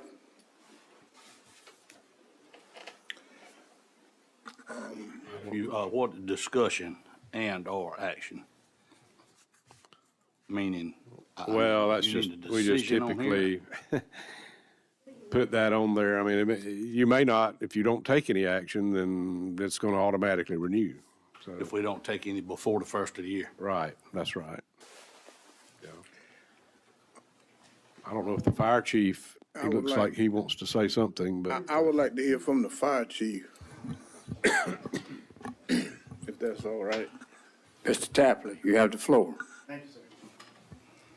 Vice Chairman, Commissioners, thank you for having me up here again. I appreciate it.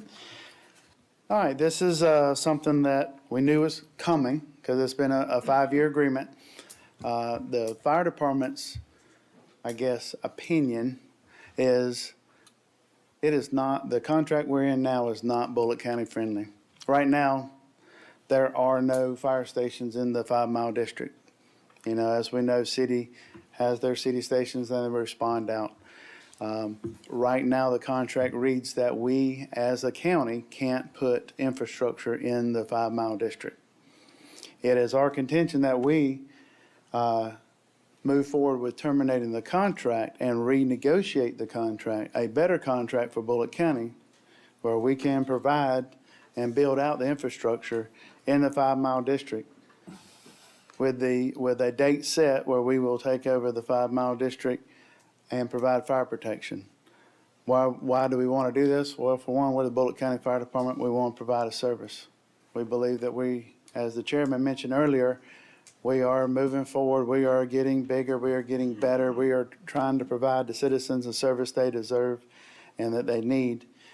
We do first response medical calls. We do lift assist out in the county, and we want to provide that same service outside the city limits of Statesboro. So we are asking that you would terminate this current contract, send the notice, therefore allowing us to, or y'all, Ms. Diamond, to negotiate better terms where we could actually provide infrastructure or build infrastructure in the 5-mile district. Any questions for me? Our fire department has changed since this agreement was started 5 years ago, so this does not fit our fire department now. No, That's sir. why we need to move forward with a new agreement. Yes, sir. They were all volunteer back then, just adding the first firefighters in, paid firefighters. Mr. Tapley, just for the benefit of the commissioners, could you tell us how often you respond to structure fires or other things inside the city? All right. Well, we have an automatic aid agreement. So whenever they have a structure fire, we automatically come into the city on all their structure calls. They do the same for us. They send an engine and come out to the county. We propose whatever agreement going forward, that automatic aid agreement would stay in effect because we would send help to them, they would send help to us. We still want to have a great working relationship with them, but they would just be inside the city limits operating. We will be outside the city limits operating. We roughly respond, last year we had 43 working structure fires, one that we call working structure fires out in the county. Now we were paged out to I think it's about 220 or so out in the county, but not all of them were working structure fires once we got on scene. Same way with the city, you know, they have a lot of structure fires paged out, but very few of them actually are working structure fires once they get there on scene. If you remember in Chief Graham's last address to the city council, he said they ran around 400 calls in the 5 Mile District last year. If you divide that into the roughly 2.5, 2.6 million that they were paid last year, that's $6,500 per call that we pay them to run calls. We ran 3,500 last year with 3.5 million, so roughly that's $1,000 per call. We anticipate if we were to take it over, we would start running first response medical calls, so the 400 calls would actually go up exponentially for the calls that we would respond to, because we are there to serve the citizens. But even if we join the two budgets together, we're 4.5 million this year. We're expected probably to pay them close to $3 million next year. So you're looking at roughly close to $8 million. And if we start running 6,000 calls, we'll provide the same service and run more calls for, about $1,300 a call. So we could offer, based on just the projected calls that we would respond to, cost savings to the citizens in the area. And you do lift assist inside the city as well, right? If EMS and the EMS directors here, if they call us and we've told them if they need help and nobody will respond, page us out and we'll come help. And all of my staff, if we're at the office and hear of a lift assist, we'll head that way and help EMS out, because again, we're here for all the Bulloch County citizens. Thank you.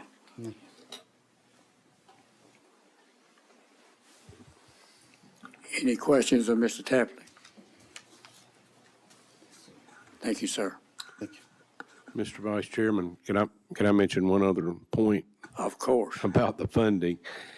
Right now, we have two fire tax districts. We have the Statesboro Fire Tax District, and we have what we call the Rural Fire Tax District, which is the rest of the unincorporated area outside that.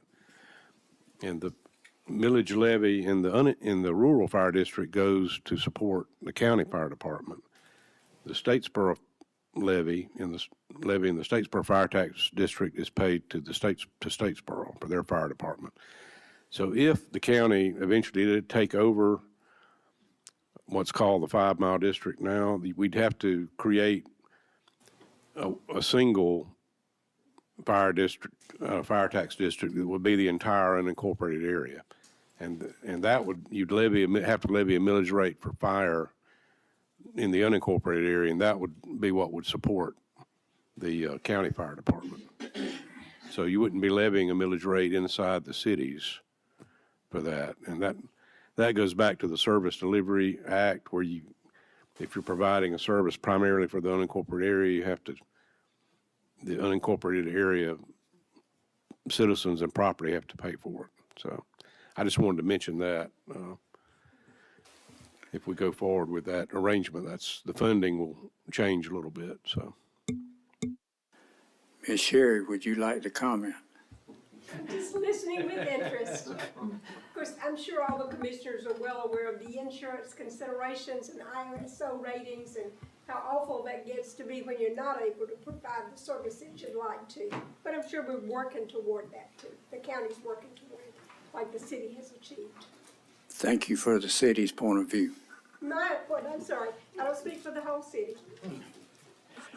Are there any questions for Mr. Jeff? Not Mr. Jeff, but Chief Tapley. That comes at a price tag of $2.7 million a year. Is that correct? I believe, if you look in last year's budget, they were paid between 2.5 and 2.6. So I'm imagining, Ms. Diamond, you probably help me out more that with the increased tax digest, closer to 3 million. It's all based on the millage rate. So Right, the millage rate in the 5 Mile District is currently 2.7 mils. So that has increased with the increase of the digest. I don't recall off the top of my head, but I feel certain it's over 3 million in this year's budget. Right. Just so long as I was close. Yes, sir. Any further discussion? If not, we'll entertain a motion at this time. Mr. Vice Chairman, I make a motion that we, how do I need to word this, Jeff? That we send notice that we're going to terminate this agreement and enter or maybe enter into another one? Well, I think you just say at this point, terminate the current agreement and authorize the county manager to send notice of termination to the city manager. Well, I don't know that the motion needs to say that at this point. It's just once you send the notice of termination, then that will open up the possibility of renegotiating, yeah. Mr. Vice Chairman, I make a motion that we send termination notice to this agreement. Did I get it? Second. We have a motion and a second. Any discussion?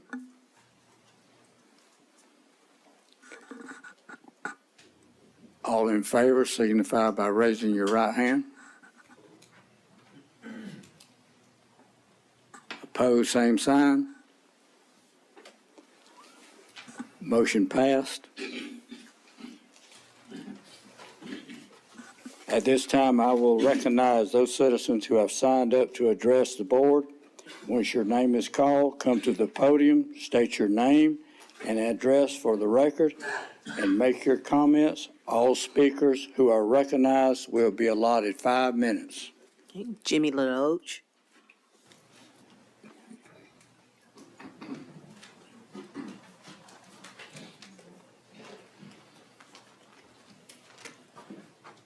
I'm Jimmy DeLoach. I live at 308 Dogwood Trail. I've been here before. Thank goodness this time is not to talk about tax increases. I'm here to talk about Bulloch County. I had the opportunity to spend about 30 minutes with Tom Couch last week. I thanked him for his service to Bulloch County. I didn't always agree with Tom and the decisions he made, but I appreciate the fact that he gave 20 years of his life to Bulloch County. And the thing that struck me is Tom didn't want to talk about himself. He wanted to talk about the people out here that are employees of Bulloch County. And he talked about what a good job they did in the best of times, but what a great job they did in the worst of times. That's a tribute to Tom and how he thought of each and every one of you. For Commissioner Davis, welcome to the commission. I've known him since he and I both had hair, and that's been a long time ago. Commissioner Davis was a leader at Southeast Bulloch when I was down there 50 years ago. I challenged him to be a leader on this commission and a leader for Bulloch County. To Ray Mosley, Anthony Simmons, Toby Carner, Timmy Rushin, I challenge you to be true to your convictions, to stand up for what you think is in the best interest of Bulloch County, but to speak out about what you think is not in the best of Bulloch County, to keep Bulloch County a great place to live, work, and raise a family. That's what I think we are now, and that's what I want us to continue to be. To Jappy Stringer, who has been an advocate for public safety in Bulloch County. I appreciate the fact that he has done that. There's a lot of these people here tonight. I'm glad most of the people are gone, by the way. Don't realize that Jappy served as a volunteer fireman for many, many years. And I appreciate the fact that he was willing to do that. He's a servant of the people. And that's what we need representing us in Bulloch County. People that have the heart of a servant. I know Commissioner Davis, he's got the heart of a servant, and I appreciate that. I really do. I'm sorry that Roy had to leave. He has given 20 years of his life to this commission, but he's also given 20-plus years of his life to the rec department. He's done so much for Bulloch County without having a personal agenda. He, too, like the rest of you, had only one thing in mind, and that's to make Bulloch County a great place to live, work, and raise a family. This commission, along with Kurt Deal, y'all have done the heavy lifting. Y'all have put Bulloch County in a position to remain a leading county in our part of the state. And I, for one, will be forever grateful that y'all made the tough decisions that had to be made in spite of the criticism that you received. Do I like my taxes raised? No, I don't like my taxes raised. But what I dislike more than that is the fact that only property owners pay for the operation of Bulloch County. That, ladies and gentlemen, is what's not fair. And I had that conversation with Tom Couch on numerous occasions, and he worked to help remedy that problem. And I think that the ground has been laid to maybe get that accomplished with another SPLOST at some time. And in leaving, and I appreciate the opportunity to speak, I wish the new commissioners nothing but success. Commissioner Davis, whoever the others are, irrelevant to me. I wish them success, because if you and the new commissioner, along with the retaining commissioners, if y'all are successful, Bulloch County is going to be successful. And if Bulloch County is going to be successful, I and the rest of the citizens of Bulloch County will be successful. And I look forward to the day that that happens, and I pledge to support this commission and the new commission any way possible, as long as they don't raise my taxes. Thank you. Thanks for the opportunity. Tim Powell.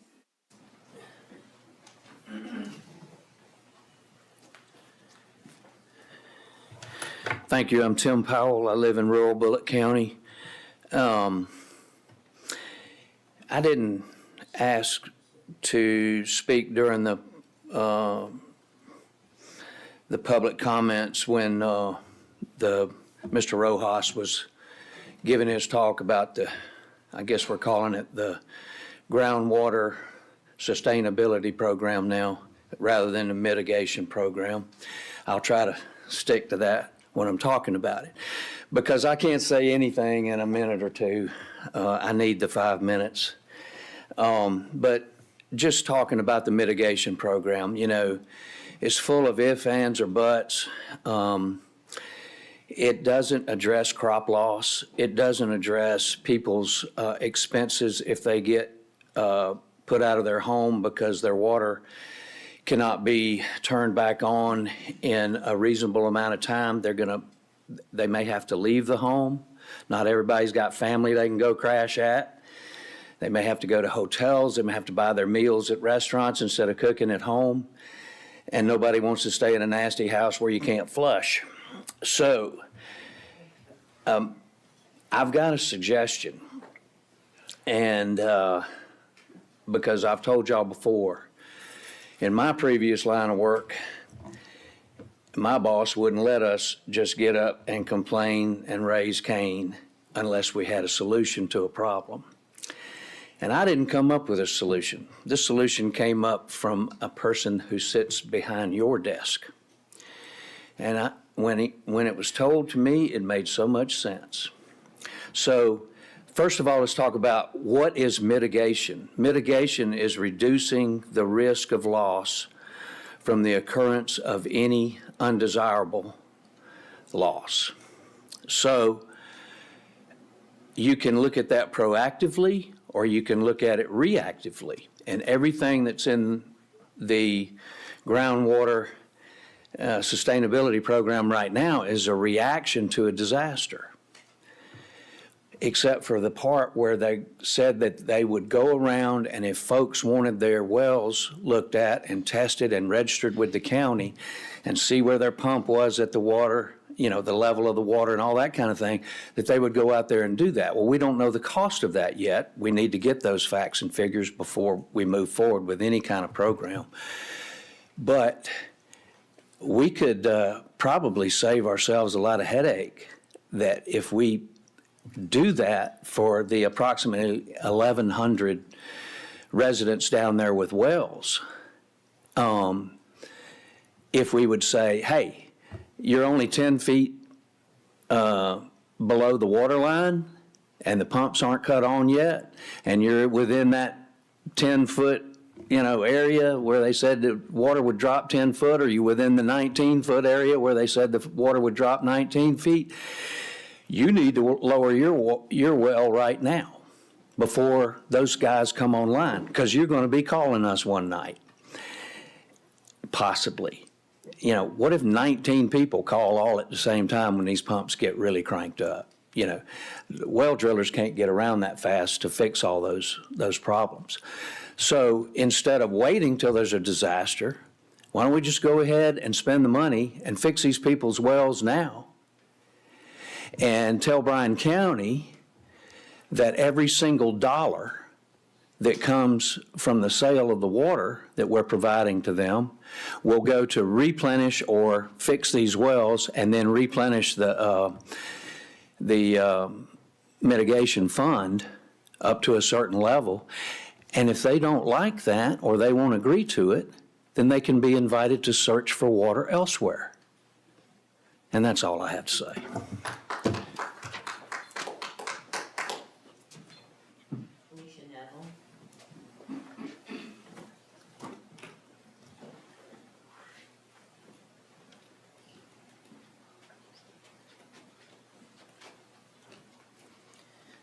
Good evening. It's really evening this time. Thank you for letting me come up and talk. I'm here to say the same thing I say every time, with one change. Tonight, I wasn't here last week at the I don't know, the historically long morning meeting y'all had. I was in training, or the last time I was in training. I guess we're all doing a lot of training this month. I don't remember or didn't look up to see how many houses or housing units got approved. But there were over 300 approved tonight from my calculations, which I could have made a mistake. I'm not saying I didn't.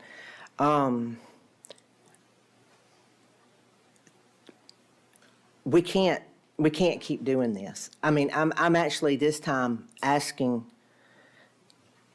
a moratorium. Stop building until we can catch up. I don't, whenever, for a long time, y'all have said you have absolutely nothing to do with the school board.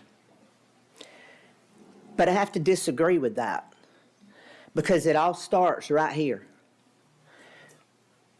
When you approve these the houses, the subdivisions, the whatever we call whatever we're doing,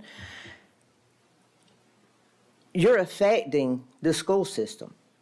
I mean, it starts right here. So 300 units tonight is the potential of 600 more students into schools that are already full. I'm not sure whose place it is to do this, but perhaps if you had the numbers of the schools and you could see that they really are full, that we really are getting to a crisis time now where we're going to have to look at building elementary schools.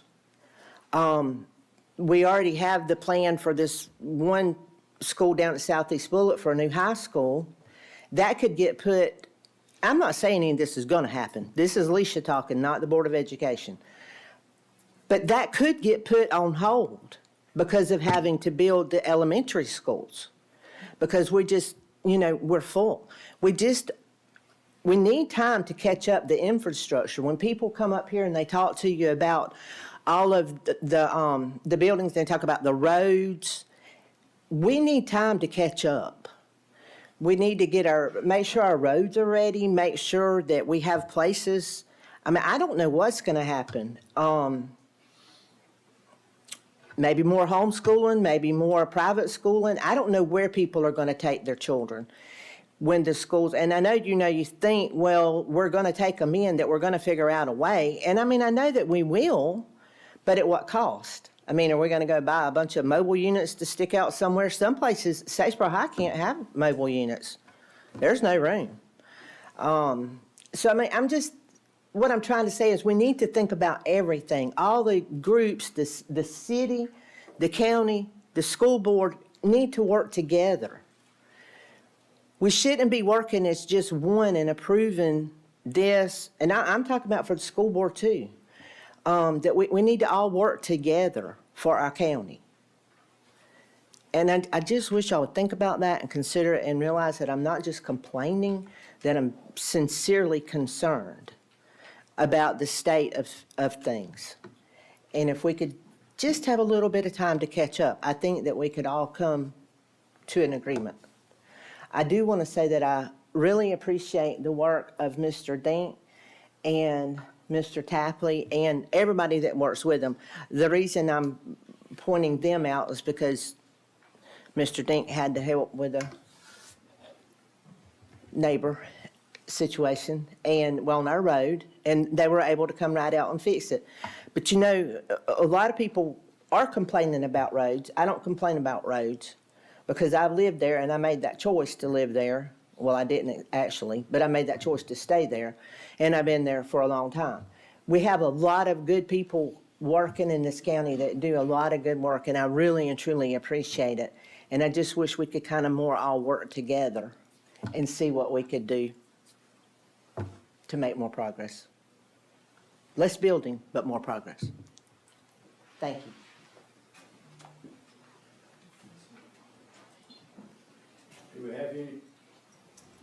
Do we have any comments from commissioners or staff?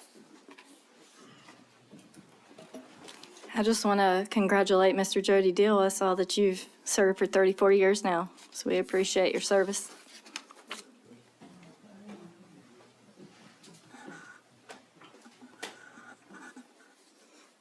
Any other comment? If none, I must now call for a motion to adjourn into executive session in accordance with the provisions of OCGA 50-14-3B2 and other applicable law pursuant to the advice of County Attorney Jeff Akins for the purpose of discussing personal matters. Do we have a motion to adjourn? I have a motion and a second. All in favor, raise your right hand. Opposed, same sign.